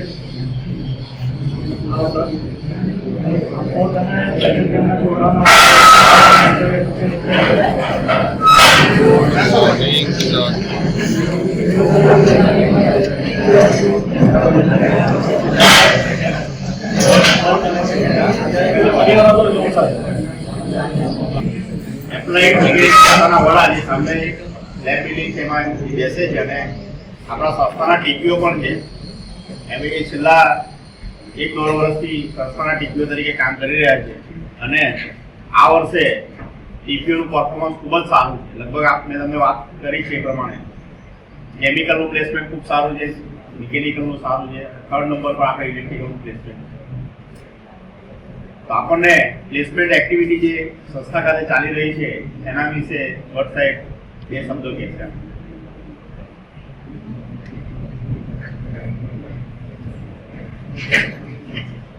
નમસ્કાર સૌને, ગુડ મોર્નિંગ. પટેલ સાહેબ, જર્વિન સાહેબ, બીજા વિદ્યાર્થીઓ જે અહીંયા ડાયસ પર બેઠા છે, તમે ભણવાનું અહીંયા જે શરૂ કર્યું તો તમારો હેતુ શું છે, પર્પસ શું છે? કોઈ બી કાર્ય આપણે જિંદગીમાં કરીએ એનો કંઈક હેતુ હોય ને, શું પર્પસ છે, કોણ કે શા માટે અહીંયા તમે એડમિશન લીધું, તમારા વાલીઓનો એમનો આશય શું છે, એમનો હેતુ શું છે, શેના માટે તમે એડમિશન, તમારામાંથી કોઈ કહેશે શેના માટે એડમિશન લીધું? બોલો. સારી જોબ માટે, બરોબર ને? બેસ. સારી જોબ એટલે કેવી? સારી જોબ એટલે સારી કંપનીમાં, બરાબર ને? કેરિયર બનાવવા આવ્યા. કેરિયર બનાવવી એટલે શું કે ભાઈ સારી કંપનીમાં આપણને જોબ મળે, ધીરે ધીરે આપણો ગ્રોથ થાય, આર્થિક રીતે, સામાજિક રીતે, બધી રીતે. બરાબર ને? એ તમારો અથવા તો તમારા મા બાપનો તો 100% હશે. કારણ તમે બધા આ જે એજમાં છો ને, અહીંયા આવીને પછી બધું ભટકી જાવ છો, એ ભૂલી જાવ છો કે આપણને આપણા મા બાપે અહીંયા કેમ મોકલ્યા, આપણે કેમ એડમિશન લીધું. બરાબર? અલ્ટિમેટલી ભણ્યા પછી કરવાનું શું છે? બરાબર ને? ક્યાંક જોબ કરવાનું છે, કેરિયર બનાવવાનું છે. તો એની અંદર ઘણા બધા હર્ડલ્સ છે જે આપણે બધા જોઈએ છે કે આટલા અનુભવ પછી કે વિદ્યાર્થીઓ ક્યાં ભટકી જાય છે. પ્લેસમેન્ટ, માનો કે એનું કરવું હોય, પ્લેસમેન્ટ કરવું એટલે શું? અમારો શહેર છે એનું નામ છે ટ્રેનિંગ એન્ડ પ્લેસમેન્ટ છે. બરાબર? તો તમને ટ્રેનિંગ આપવી, સરકારે હવે તમને સુવિધા કરી દીધી છે. તમારે ઇન્ટર્નશીપમાં જવાનું હોય છે. ઇન્ટર્નશીપમાં બી ઘણા બધા જાય છે, ઘણા બધા કંઈક કાગળિયા લાવીને આપી દે છે અમને કે ભાઈ અમે 6 વીક ઇન્ટર્નશીપમાં જઈ આવ્યા. એની પાછળનો પર્પસ શું છે સરકારનો? કે તમે અત્યારે અહીંયા માનો કે 3 વર્ષ અહીંયા ભણશો, તમે કોલેજના વાતાવરણમાં જ રહેવાના છો. તમે અહીંયાની લેબોરેટરી, ક્લાસ, આ જ તમે જોયું છે. બહારની જે દુનિયા છે, બહારનું જે વર્લ્ડ છે, બહારની જે ઇન્ડસ્ટ્રી છે, ત્યાં શું ચાલે છે એના વિશે તમે માહિતગાર નથી. તો જ્યારે તમે જોબ કરવા જાઓ એની પહેલા પણ તમે એને જુઓ કે ઇન્ડસ્ટ્રી કેવી રીતે ચાલે છે, ત્યાં કેવું વર્ક કલ્ચર હોય છે, કેવી રીતે કામ કરવું, કેવી ડિસિપ્લિન ત્યાં જાળવવી. બરાબર ને? ઘણા બધા આસ્પેક્ટ હોય છે. તો એનાથી તમને એક્સપોઝર મળે એટલે તમને ઇન્ટર્નશીપ નું પ્રોવિઝન સરકારે કર્યું છે. અને કદાચ સેકન્ડ સેમેસ્ટર વાળા વિદ્યાર્થીઓ બી જે છે, સેકન્ડ વાળા, હા, ઓકે. તો તમે સેકન્ડ સેમેસ્ટર વાળા જે તમારું એડમિશન થયું છે એ બેચ થોડો ફેરફાર છે. જે અત્યારે અહીંયા ચોથા વાળા કે છઠ્ઠા વાળા બેઠા હોય એના કરતા શું ફેરફાર છે ખબર છે તમને? મેજર ફેરફાર શું છે? મેજર શું ફેરફાર છે? ઇન્ટર્નશીપમાં શું ફેરફાર છે? હા, જે અત્યારના વિદ્યાર્થીઓ છે એ બધા ચોથા ને પાંચમા સેમેસ્ટરની વચ્ચે ઇન્ટર્નશીપમાં જતા હતા 5 કે 6 વીકની. એના બદલે હવે તમારું ભણવાનું જે છે, પહેલા બધા 6 સેમેસ્ટર અહીંયા આવવાનું હતું, ભણવાનું તમારે 5 સેમેસ્ટર ભણવાનું છે. અને આખા 6 મહિનાનું છેલ્લું સેમેસ્ટર જે છે એ આખું સેમેસ્ટર તમારે ઇન્ટર્નશીપ કરવાની છે ઇન્ડસ્ટ્રીમાં. ખ્યાલ આવ્યો? એટલે એ ઇન્ટર્નશીપ તમે એવી કંપનીમાં કરશો, સારી રીતે કરશો, અને એ જો કંપની રિક્વાયરમેન્ટ લઈને આપણી પાસે આવશે તો તમારા સ્કોપ એની અંદર વધી. એટલે 6 મહિનાનો એક્સપોઝર સરકાર તમને આપવા માંગે છે. બરાબર? એની અંદર પ્લેસમેન્ટ સેલની એક્ટિવિટી કેવી રીતે તમને મદદરૂપ થઈ શકે એના માટે અમને એવું સજેશન મળ્યું છે હવે તો ઉપરથી મારી હેડ ઓફિસથી કે તમે એને પહેલા બીજા સેમેસ્ટરથી પ્લેસમેન્ટની એક્ટિવિટીથી વાકેફ કરો. એ વાકેફ કરવા માટે શું થઈ શકે કે દરેક ડિપાર્ટમેન્ટની વિદ્યાર્થીઓની એક તમે વોલેન્ટિયર્સની ટીમ બનાવી છે. એ ટીમે શું કરવાનું છે કે માનો કે અત્યારે છઠ્ઠા સેમેસ્ટરમાં જે વિદ્યાર્થીઓ હતા એમના ઇન્ટરવ્યુ માટે ઘણી બધી કંપની આવી, આખો દિવસ ઇન્ટરવ્યુ ચાલે, પહેલા રિટર્ન ટેસ્ટ લે, એના પછી એ લોકો ઇન્ટરવ્યુ કરે.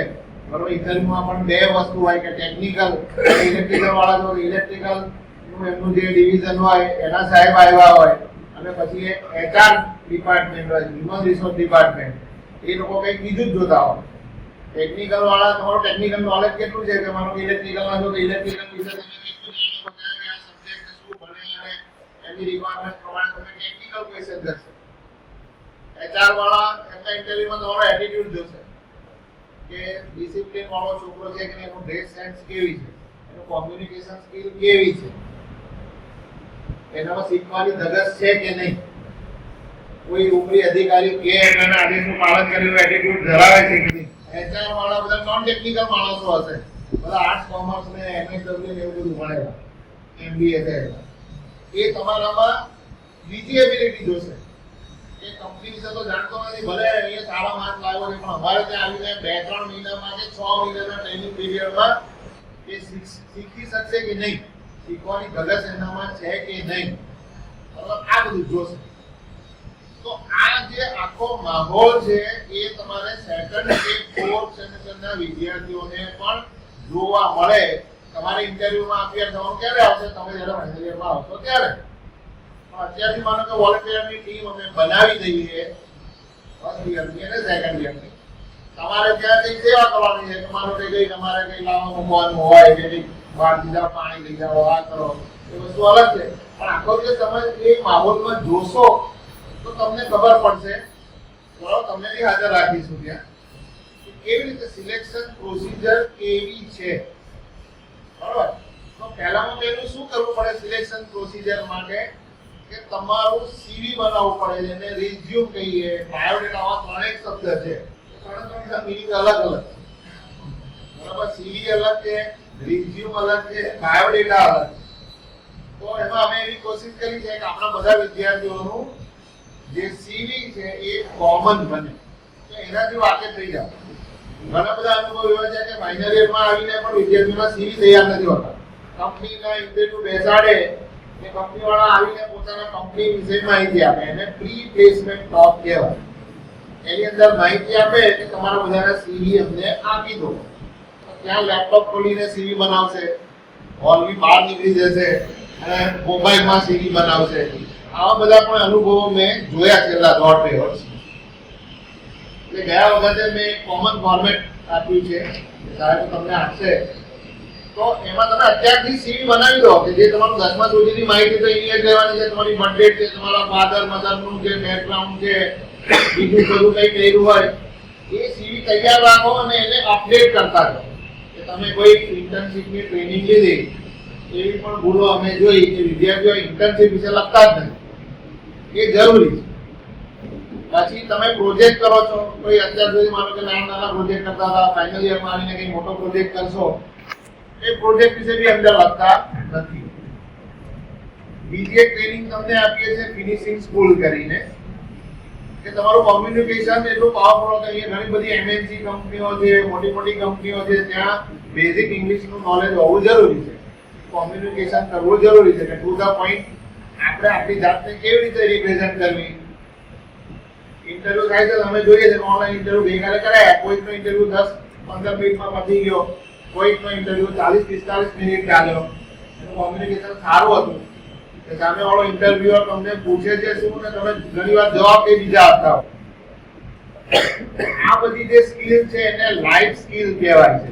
અહીંયા તમે ટેકનિકલ તો જુઓ જ છો, પણ એ સાઈડનું કોમ્યુનિકેશન, માનો કે ઈમેલિંગ કરવું, તો તમારા ક્યુરિક્યુલમમાં પણ લીધેલું છે કે કોઈ માનો કે કંપનીએ તમને એક સિલેક્શન કરવા કોઈ માહિતી માંગે, મેલ આવ્યો તો ઘણાને એ ઈમેલનો રિપ્લાય કેવી રીતે કરવો એ નથી આવતું. બરાબર ને? તો એ ઈમેલ કેવી રીતે લખવો એ પણ જરૂરી છે. કયા વર્ડિંગ વાપરવા ન વાપરવા. બરાબર, તો આ બધી સ્કિલ માટે અમે એક ફિનિશિંગ સ્કૂલ કરીને એક સરકારની સ્કીમ છે, તો એની અંદર આ બધી વસ્તુ તમને શીખવાડશે. ટીમ સ્પિરિટ છે. બરોબર ને? આપણે આઈપીએલ માં જોઈએ છે ઘણા ખેલાડીઓના બધા વર્તન બરોબર નથી હોતા, બધું ઇન્ડિવિડ્યુઅલી સાઇન કરવાની કોશિશ કરે. કંપનીઓ બધી ટીમ વર્ક થી ચાલતી હોય. તો તમે ટીમ વર્કમાં ફિટ થાવ છો કે નહીં, સંઘ ભાવના જેને કહીએ ટીમ સ્પિરિટ, એ તમારામાં છે કે નહીં. એ ટીમ સ્પિરિટ કેવી રીતે આવે? તો એ 80 અવર્સનું મોડ્યુલ છે ફિનિશિંગ સ્કૂલનું. એમાં તમે ભાગ લેજો. ઘણા વિદ્યાર્થીઓ એમાં ભાગ નથી લેતા, તો એ જરૂરી છે. બરાબર ને? અત્યારે તમારામાંથી ઉભા મેં ક્વેશ્ચન પૂછ્યો તો ક્વેશ્ચન આપવાની બી તમારામાંથી ઘણાની હિંમત ન ચાલે કે આપણે શું જવાબ આપીએ સાહેબ છે, કંઈ શેના માટે આવ્યા. તો એ જે બોલવાનો ફિયર છે એ પણ તમારે કાઢવાનો છે, જેને સ્ટેજ ફિયર કહેવાય. એ ફિનિશિંગ સ્કૂલમાં એ પણ કરાવશે તમને કે બધાને જે માનો કે 30-40 પાર્ટિસિપન્ટ હશે તો આવો અને બોલો 2 મિનિટ 5 મિનિટ પોતાના વિશે બોલો. હું ક્યાંથી આવું છું, શું નામ છે મારું. ઇન્ટરવ્યુ પેલું એવું કે છે બોલ ભાઈ ક્યાંથી આવ્યો, શું છે, ફાધર મધર શું કરે છે, તારી શું ઈચ્છા છે. તો બનાવડાવ્યું તો એમાં હોબીનું એક અમે રાખીએ કે મારી હોબી શું છે. તો એમાં પણ બધાએ કોપી પેસ્ટ કરી. બધાની હોબી સેમ ના હોય શકે એટલે તમે એટલી પણ મહેનત નથી કરતા. સીવી તો બનાવતા નતા, કોમન ફોર્મેટ લાવી આપ્યું, એકબીજાની કોપી કરવા માંડ્યા, કોપી પેસ્ટ કરવા માંડ્યા.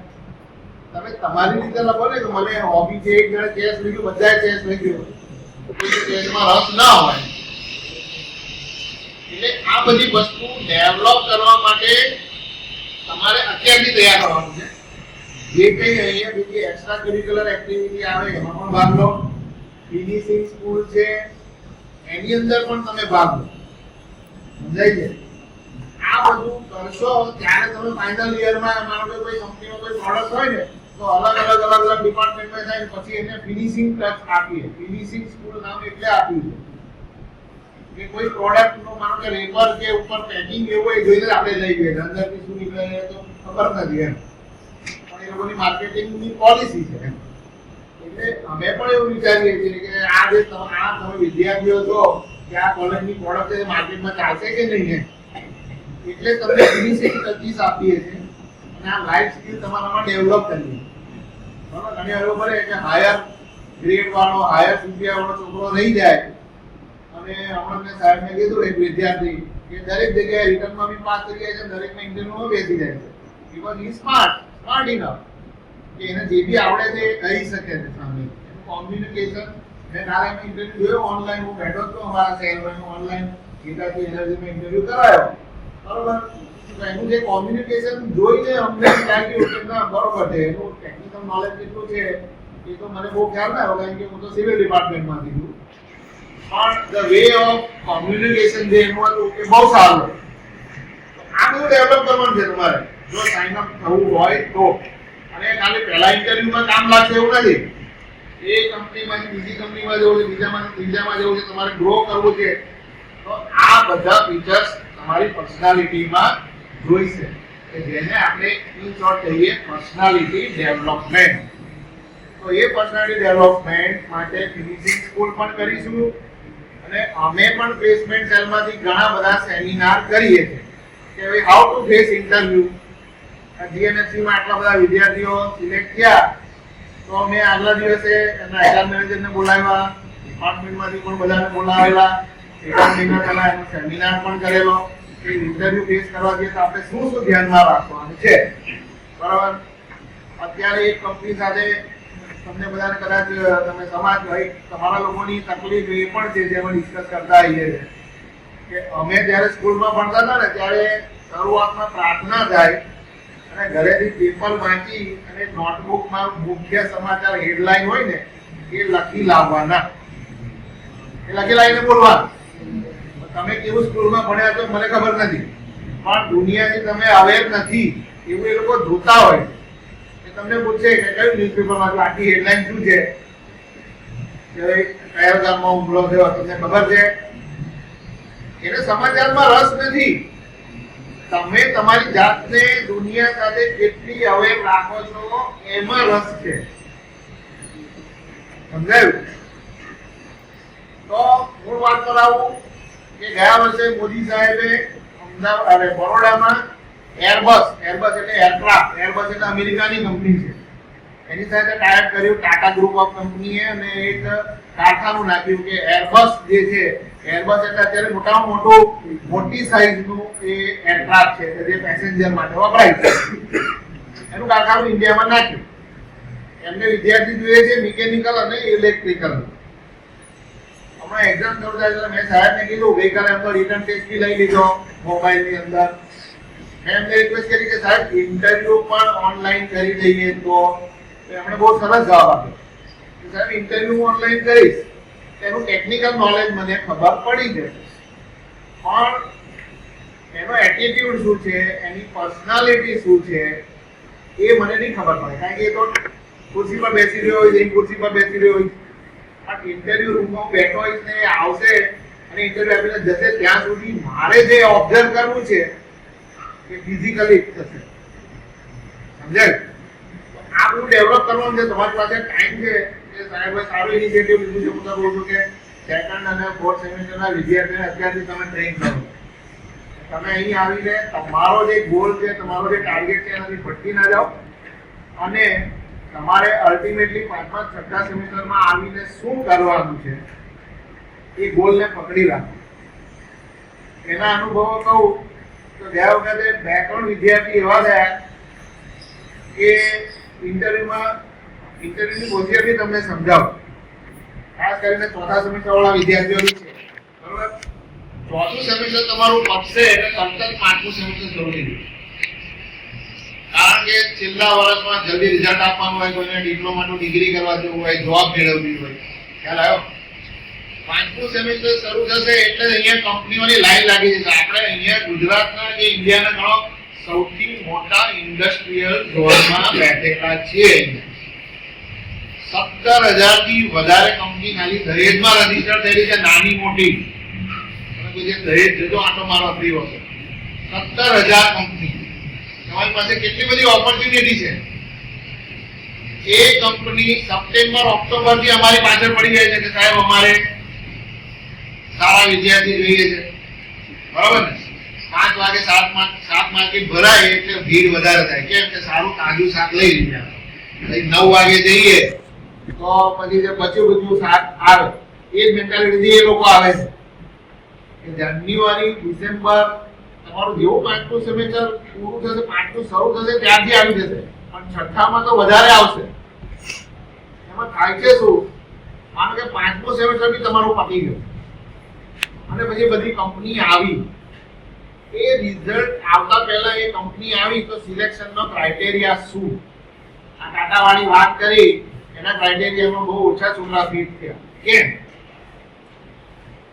મોટા ભાગની સારી કંપની જીએનએફસી છે, કાતુલ છે, કે બિરલા કોપર છે, કે ટાટા વાળા આવ્યા કે રિલાયન્સ વાળા, એમની રિક્વાયરમેન્ટ એવી છે, કાન ખોલીને સાંભળી લેજો, કે 6 સેમેસ્ટરમાં ક્યાંય એનો બેકલોગ સાદી ભાષામાં ઇન્ડિકેટિવ કે ફેલ થયેલા હોવા જોઈએ નહીં. સમજાય છે? તમારી મેન્ટાલિટી હોય કે એકાદ બેકલોગ આવે અને છઠ્ઠા સેમેસ્ટર સુધી આપણે વચ્ચે એક્ઝામ આપીને પાસ કરી દીધી.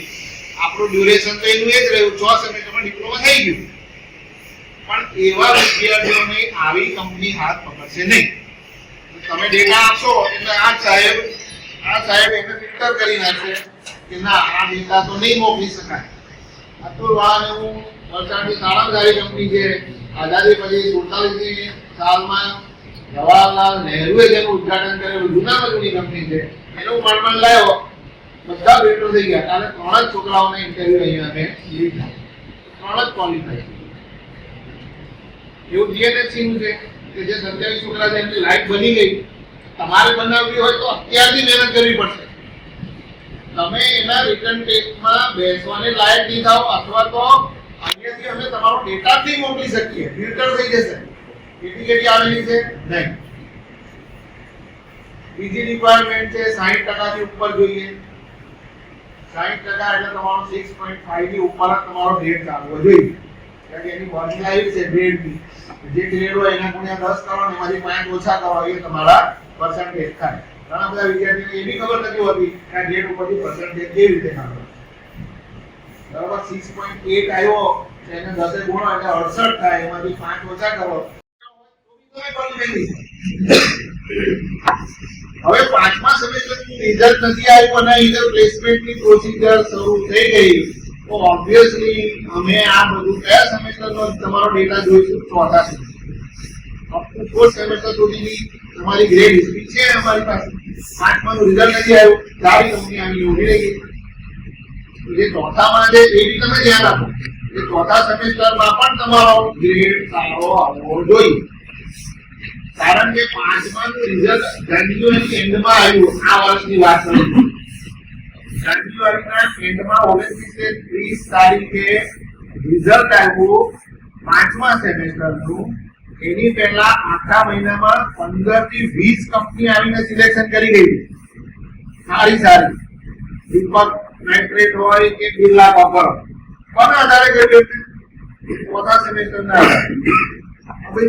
તમને ખબર હોતી નથી, એટલે કહું છું કે 4થા સેમેસ્ટરમાં પણ સારામાં સારું રિઝલ્ટ લાવો. મોટા ભાગની પ્રોસિજર તો 4થા સેમેસ્ટરના આધારે જ ચાલશે. સમજાય છે? અને બીજું કે સીવી બનાવવાની કોશિશ કરો અત્યારથી. સીવી કેવી રીતે બને એનો સેમિનાર બી કરજો, એમાં બી તમને ઇન્ક્લુડ કરજો.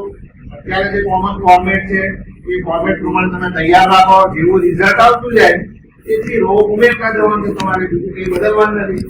પ્રોજેક્ટ નવા કરો, એને એડ કરો નહીં. તો સાહેબને પણ હું રિક્વેસ્ટ કરું કે તમારા ડિપાર્ટમેન્ટની એક વોલન્ટિયરની ટીમ બનાવે જ્યારે બી ઇલેક્ટ્રિકલના ઇન્ટરવ્યુ હોય ત્યારે તમને એની અંદર ઇન્વોલ્વ કરીએ. હવે પછી જે અત્યારે એક્ઝામના લીધે અમે બ્રેક રાખી છે, હવે પછી અમે જૂન જુલાઈમાં ઇન્ટરવ્યુ કરશું ત્યારે તમારો લાભ લેવાની કોશિશ કરીશું. બીજો એક સિનારીઓ છે કે કંપની આવે છે બે રીતનું સિલેક્શન કરે છે. એક છે ડીઈટી એટલે ડિપ્લોમા એન્જિનિયર સ્ટ્રીમ, એટલે ડે 1 થી એનો એમ્પ્લોય ગણાય છે. બીજી એક સ્કીમ છે એપ્રેન્ટિસ. એપ્રેન્ટિસ એક્ટ જે સરકારે બનાવ્યો વર્ષો પહેલા. સરકારનો આશય હતો કે બધી ઇન્ડસ્ટ્રીમાં જઈને ટ્રેનિંગ અને ટ્રેનિંગના આધારે પછી ફ્યુચરમાં એને ક્યાંક ને ક્યાંક જોબ મળી જાય. તો બધી કંપનીઓએ એનો જે ટોટલ સ્ટાફ છે એના 2.5% જેટલા મિનિમમ એપ્રેન્ટિસ લેવા જરૂરી.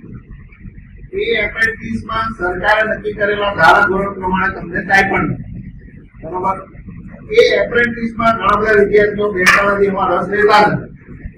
નાની કંપની હોય કે મોટી કંપની હોય, કાલે જ અમે ઇન્ટરવ્યુ જે પૂરા થયા અને 2-3 છોકરાઓને બોલાવેલા હતા, બસ એ છોકરાઓને મેં જરા ચર્ચા કરી. અમારો આશય તો સાહેબ સારા પૈસા આપે ને ત્યાં જ જવાનો છે, બરોબર. તો હું તમને એટલે સલાહ આપીશ કે શરૂઆતના 5 વર્ષ પૈસા મહત્વના નથી, પહેલા 5 વર્ષ અનુભવ મહત્વનો. તમે અત્યારથી પૈસા પાછળ દોડશો તો સારી કંપનીનો અનુભવ તમને નહીં મળી શકે. પણ સારી કંપનીમાં 3 વર્ષ 5 વર્ષ ભોગ આપશો, સારો અનુભવ લેશો તો પૈસો તમારી પાસે દોડશે. સમજાય છે? ઘણા બધા છોકરાઓનું સિલેક્શન થાય છે, હું જોઉં છું પૈસા લાવીને ભરતો હતો, 12,000 રૂપિયા આપે છે, પણ જો તને અનુભવ મળતો હોય તો એ 2-3 વર્ષ પાસ થઈ જવાના છો. 2-3 વર્ષ 22, 23, 25 વર્ષ સુધી હું તો કહું છું ભોગ આપો, સારી કંપનીઓના અનુભવ તમે લો. એ અનુભવના આધારે પ્રાઇવેટ કંપનીમાં એવું જોવા મળે છે કે 2-3 વર્ષના અનુભવથી જમ્પિંગ કરો છો, એ જમ્પિંગ કરી અને તમે કોઈ સારી કંપનીમાં સેટ થઈ શકો. છેલ્લો એક ઇસ્યુ હું તમારે ડિસ્કસ કરું જે મેં ઓબ્ઝર્વ કર્યો કે તમારા બધાને ડિગ્રી પણ કરવું હોય છે. તમે બધા સ્માર્ટ થઈ ગયા છો કે ડિગ્રી કર્યા પછી જોબ ઓછી મળે છે, ડિપ્લોમા પછી જોબની ઓપોર્ચ્યુનિટી વધારે છે, એટલે તમારે એક સાથે 2 હાથમાં બંને લાડુ ખાવા હોય. અમને ડિપ્લોમાના બેઝ પર અમે નોકરી લઈ લઈએ અને સાથે 2 નંબરમાં ડિગ્રી પણ કરીએ. 2 નંબરમાં એટલે સેલ્ફ ફાઇનાન્સમાં તો કેવું છે કે એડમિશન થતા નથી, એ લોકો પૈસા તમે આપો, ફી તમારી ફીમાં રસ છે એટલે તમારામાં રસ નથી, તમે જે ફી આપો એમાં રસ. એ તમને કહે છે કે નિર્દેશ આપવાની આવવાની જરૂર નથી, કશું નહીં, જીપીઓની એક્ઝામ ખાલી આપજો, બરાબર. નાની કોઈ કંપની હશે ને તો ચલાવી લેશે, બરાબર, એમાં હું ના નથી પાડતો. પણ સારી કંપની આવે, માનો કે જીએનએફસી વાળા આયા કે બિરલા વાળા આયા, એને બહુ નાદાન થઈને તમે ક્વેશ્ચન પૂછો, તમને પહેલા દિવસથી બી કરવા દેશો તો એ તમારી ઇમ્પ્રેશન ડાઉન જાય છે. ઇન્ટરવ્યુમાં તમારી ડીમેરિટ છે. કંપની તમને ક્યારે છૂટ આપશે એ 1 વર્ષ જોશે. દરેક કંપનીમાં ટ્રેનિંગ પીરિયડ છે, પગાર ઓછો છે. કેમ? કારણ કે એ તમને શીખવાડે છે, 6 મહિના 1 વર્ષ સુધી તમને શીખવાડે છે. દરેક કંપનીની પ્રોડક્ટ અલગ હશે, એનું વાતાવરણ અલગ હશે, એની પોલિસી અલગ હશે, તો એ તમને ટ્રેન કરે છે. તો કંપની એમ કહે છે કે અમે તો તમને ટ્રેન બી કરીએ છીએ અને ઉપરથી પૈસા આપીએ છીએ 12,000 15,000. અત્યારે 15,000 ઓછા કોઈ નથી આપતું લગભગ. હું બી એવો આગ્રહ રાખું છું તમારા વિદ્યાર્થીઓ મિનિમમ 15,000 2 લાખનું પેકેજ તો મળવું છે. એ લોકો વિચાર છે કે એક તો આને શીખવાડીએ છીએ, શીખવાડવાના પાછા તમારે પૈસા આપવા પડે, એના બદલે સામેથી કંપની તમને પૈસા આપે છે. તમે બી કરવાની વાત કરો છો, બી કરી તો તમે ક્યાંક જતા જ રહેવાના છો, એટલે ત્યાં ને ત્યાં પ્રમોશન આપે નહીં આપે એ બધી કંપનીની પોલિસી અલગ છે, બરાબર. તો આવા માઇન્ડસેટ લઈને અત્યારે તમે બધા ચાલી રહ્યા છો. તમારા ડિપ્લોમાના બેઝ પર નોકરી બી જોઈએ છે અને બી પણ ત્યાં જઈને જ કરવું છે. હા, 2 વર્ષ તમે શાંતિથી નોકરી કરશો, અલ્ટિમેટલી એ બધું જ તમારા એટીટ્યુડ અને તમારી ઇમ્પ્રેશન ઉપર છે. 2 વર્ષ શાંતિથી નોકરી કરશો, કંપનીને એમ લાગશે કે ના સારો એ છે કેન્ડિડેટ, એને અમને કંપનીને બી ફાયદો થયો છે, ભવિષ્યમાં એને પ્રમોશન આપીશું, અમારી સાથે રહેશે, અમને ફાયદો છે, એને બી ફાયદો છે. કંપની તો બિઝનેસ કરે છે, ધંધો કરે છે, એનું પોતે વિચાર છે. કાલે પેલા મેડમ આવ્યા એને કહી દીધું કે એક છોકરાએ એવું કર્યું કે મેં ઇન્ટરવ્યુ આપ્યો ત્યારે જે ટેકનિકલ લીડ હતા એને તો હા પાડી દીધી કે તને બી કરવા દઈશું. એચઆર મેનેજર બહુ સરસ જવાબ આપ્યો કે જે સત્તા છે, પાવર છે તમને જવા દેવાની એ એચઆર ડિપાર્ટમેન્ટને છે, નહીં કે ટેકનિકલ ડિપાર્ટમેન્ટ. ટેકનિકલ વાળા હા પાડશે, તમારી અરજી મોકલશે, અલ્ટિમેટલી તો ડિસિઝન એચઆર ડિપાર્ટમેન્ટે લેવાનું છે, એડમિન ડિપાર્ટમેન્ટ. અને એ બધું જ જોશે, કેટલી રજાઓ પાડો છો, શું કરો છો, કેટલું કામ આપો છો, બધા રિપોર્ટ માંગીને પછી તમને આપો. જ્યારે ફ્રેશર તરીકે ફેસ કરો ત્યારે આવા બધા સવાલો ના કરો કે અમને બી કરવા દેશો, બરાબર? એ પ્રશ્ન 1 વર્ષ 2 વર્ષ શાંતિથી ત્યાં નોકરી કરીને પછી એના એચઆર ડિપાર્ટમેન્ટને પૂછો, અત્યારથી ના પૂછો. સમજાય છે? બરાબર? તો શું તમારે ધ્યાન રાખવાનું છે અત્યારથી? એટીકેટી ના આવી જોઈએ.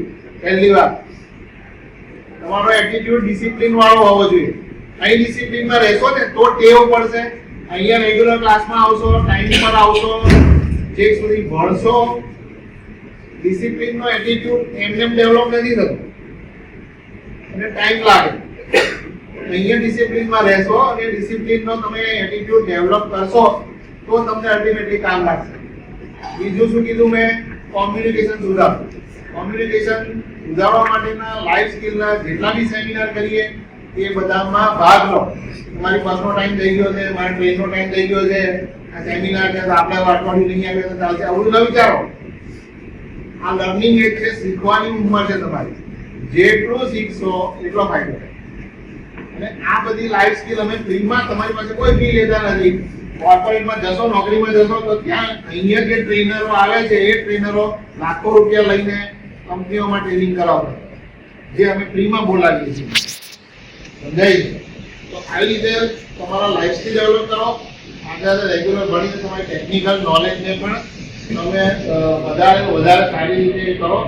તો આપણે એવા ઝોનમાં જે બીજી કોલેજને કમ્પેર કરીએ કે તમારા માટે હું એ માનું છું કે સારામાં સારી તકો આવતા 5-10 વર્ષ એમને એક લાઈનમાં એમને સમજાવી દીધું. તો તમને એટલીસ્ટ બધાને એટલી તો ખબર પડી ગઈ હશે કે આ બધી વસ્તુ કેમ ઇમ્પોર્ટન્ટ છે. બરાબર ને? ત્યારને આપણે જે કહેતા હતા એનો બધાનો સારાંશ સિમ્પલ લેંગ્વેજમાં સર એકદમ ડિટેલમાં કહી દીધો. એટલે હવે તમે આ વસ્તુ સમજીને અત્યારે જ આ બધા પ્રયત્નો ચાલુ કરજો. એવું નથી કે કાલે કાલે બધું થઈ જશે ચેન્જ. તમે 1 વર્ષ 6 મહિના કન્ટિન્યુઅસ કરતો હતા ચેન્જ, થોડા તો થશે. કારણ કે અત્યારે તમે 8 કલાક અહીંયા કોલેજમાં બેસો ડે પડશે તો કંપનીમાં 8 કલાકની શિફ્ટમાં કામ થતું તમારું. અત્યારે તમે અહીંયા ટેવ નહીં મારો તો 8 કલાકની શિફ્ટમાં રહેવાથી કંપનીમાં કામ નહીં થાય, તમે બેસી નહીં કરો. એટલે આ બધી વસ્તુ અગત્યની છે. અને સાથે સાથે પ્રિપેરેશન જે છે, તૈયારી કઈ કરવી, કઈ રીતે કરવી, એથી વધારે છોડવા ઇન્ફોર્મેશન આપી રહ્યા છે. તો સરે આપી હોય બધી વસ્તુ હવે આપણા સેમથી ફોલો કરતા આવે અને સારા રિઝલ્ટ આપણને મળે. આપણે આપણું પ્લેસમેન્ટ ઇલેક્ટ્રિકલનું બી દર વર્ષ કરતા આ વર્ષે બહુ સારું છે.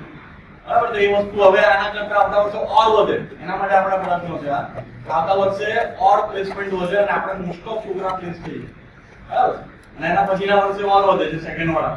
અને આપણે સેકન્ડ વાળાને એટલે જ ઇમ્પ્રૂવ કરેલા છે એ તો પ્લેસમેન્ટ સારું ડેવલપ થાય. બરાબર? સર ટાઈમ આપ્યો એના બદલ ખાસ આભાર. જે 10-15 મિનિટ કાઢી એના માટે. અને અમે બી ટ્રાય કરશું સારું પ્લેસમેન્ટ માટે ડિપાર્ટમેન્ટલ સેટિંગમાં થાય. કઈ ઇલેક્ટ્રિકલની એમસીક્યુની બુક વાંચવી, બરાબર છે, કઈ વેબસાઇટ જોવી, બરાબર છે, એના રિલેટેડ 2 મિનિટ માહિતી બધા આપી દેશે. કઈ બુક વાંચવી પડશે, ખાલી કઈ એમસીક્યુ ના રિલેટેડ, કઈ રીતે ઓનલાઈન વાંચતા હતા તમે, પ્રિપેર કરતા હતા. હવે બહુ તો નહીં કહેતો, પણ હવે જે પેલો રિટર્ન ટેસ્ટ હોય છે ને એમાં એક એપ્ટિટ્યૂડ બી આવે છે. એપ્ટિટ્યૂડ એ બેઝિક હોય છે, એમાં બધું પૂછવામાં આવે કે આટલી સંખ્યાઓ છે, આટલું હોય છે તો ટોટલ કેટલું થાય છે. એપ્ટિટ્યૂડ આવે, એપ્ટિટ્યૂડમાંથી કોઈ ન્યુમેરિકલ એપ્ટિટ્યૂડ આવે, રીઝનિંગ આવે, ડેટા ઇન્ટરપ્રિટેશન આવે, જેમાં ટેબલ ડેટા પરથી એનાલિસિસ આવે.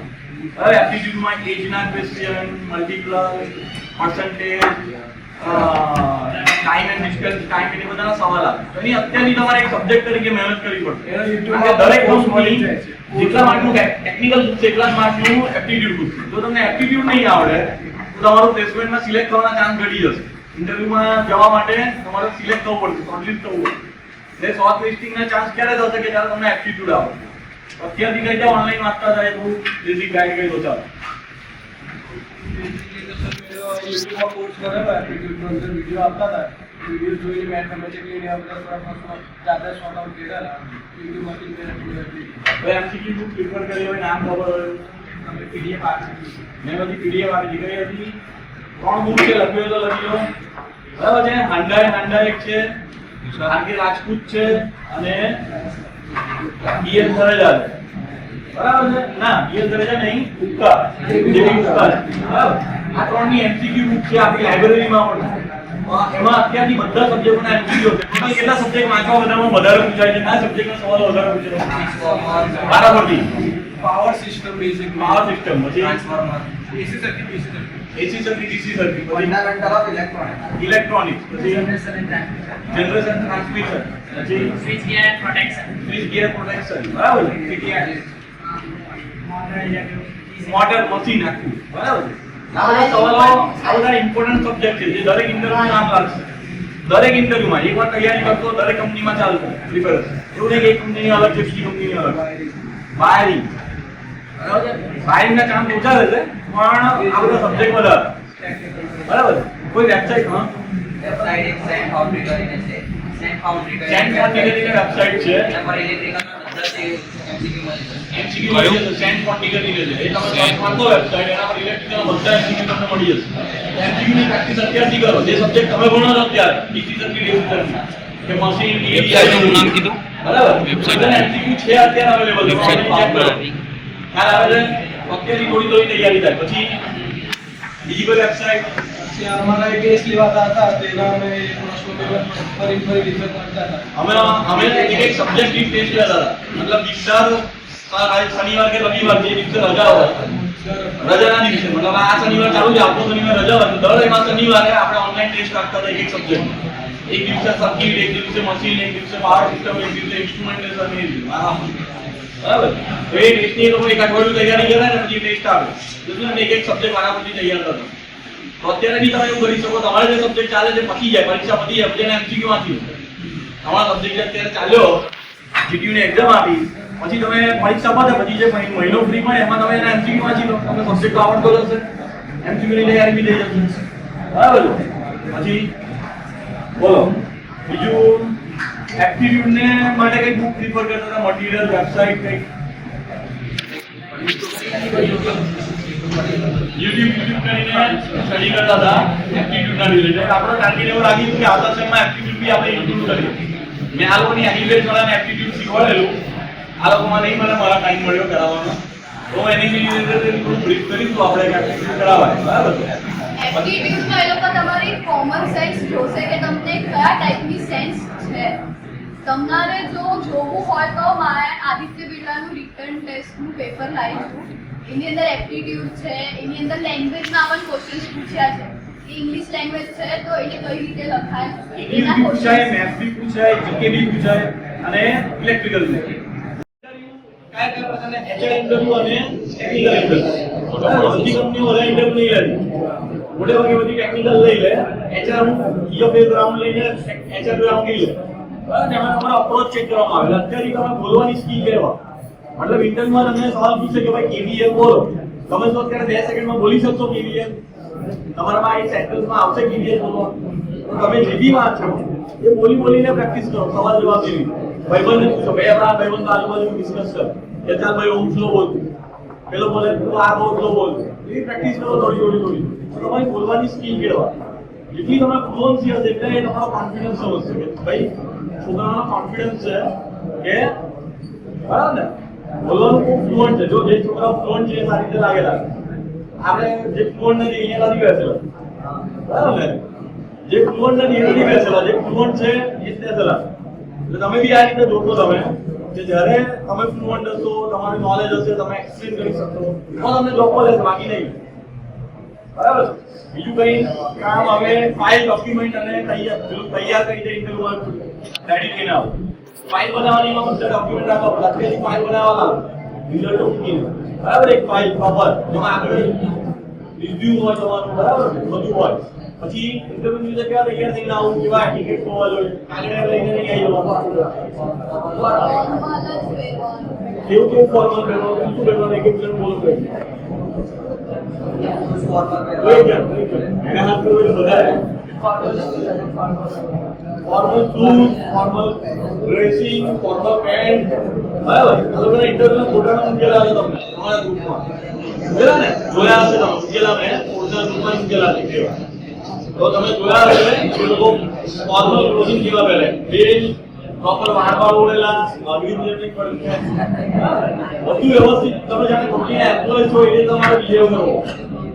તમે ઇન્ટરવ્યુ આપવા જઈ રહ્યા છો માટે તમે લગાવ્યો વગર થોડો કોઈ જ નહીં કરે. એટલે આ એકદમ plane shirt, belt, formal pant જે ઓફિસિયલ હોય એવું બરાબર. તમે વિચારા 2 વર્ષ છેલ્લું ભણવાનું છે તમારે, 2 વર્ષ પછી કંપનીમાં લાગતો પછી ભણવાનું રહેશે કોઈને? જોયા આજુબાજુ ભણતા કંપનીમાં લાગ્યા પછી આ 2 વર્ષે ભણવાનું છે. ભણી લો, આ તરફ ભણવાનું પતી જશે, પતી ગયું. બોલો એટલે તમને ત્યારે એવું લાગે કે ક્યાં આટલું ભણવાનું, ક્યાં આટલું ભણવાનું, આ છેલ્લું છે લાગે એવું માની લો. જોને જોબ બી છે પેરેલલમાં, એટલે ઘણા છોકરાઓ જોબ ની પેરેલલ બી કામ કરે છે. તો તમે આ બધી વસ્તુને સમજો બરાબર છે. આ બધી વસ્તુને સમજીને આગળ કામ કરો. હજુ કોઈને કંઈક પહેરી હોય તો પૂછો, છેલ્લી 2 મિનિટ આપણે ટાઈમ આપી દઈએ, પછી આપણે પૂછ કરીએ છીએ. કોઈને કંઈ પૂછવું છે? બધી ઇન્ફોર્મેશન મળી ગઈ. શું રિઝલ્ટ આ સેટમાં કેટલાની બેકલોગ આવશે, કેટલા છોકરાની એમાંથી એક બેકલોગ આવશે, કેટલાની એક બી બેકલોગ નહીં આવે. डाउट वाला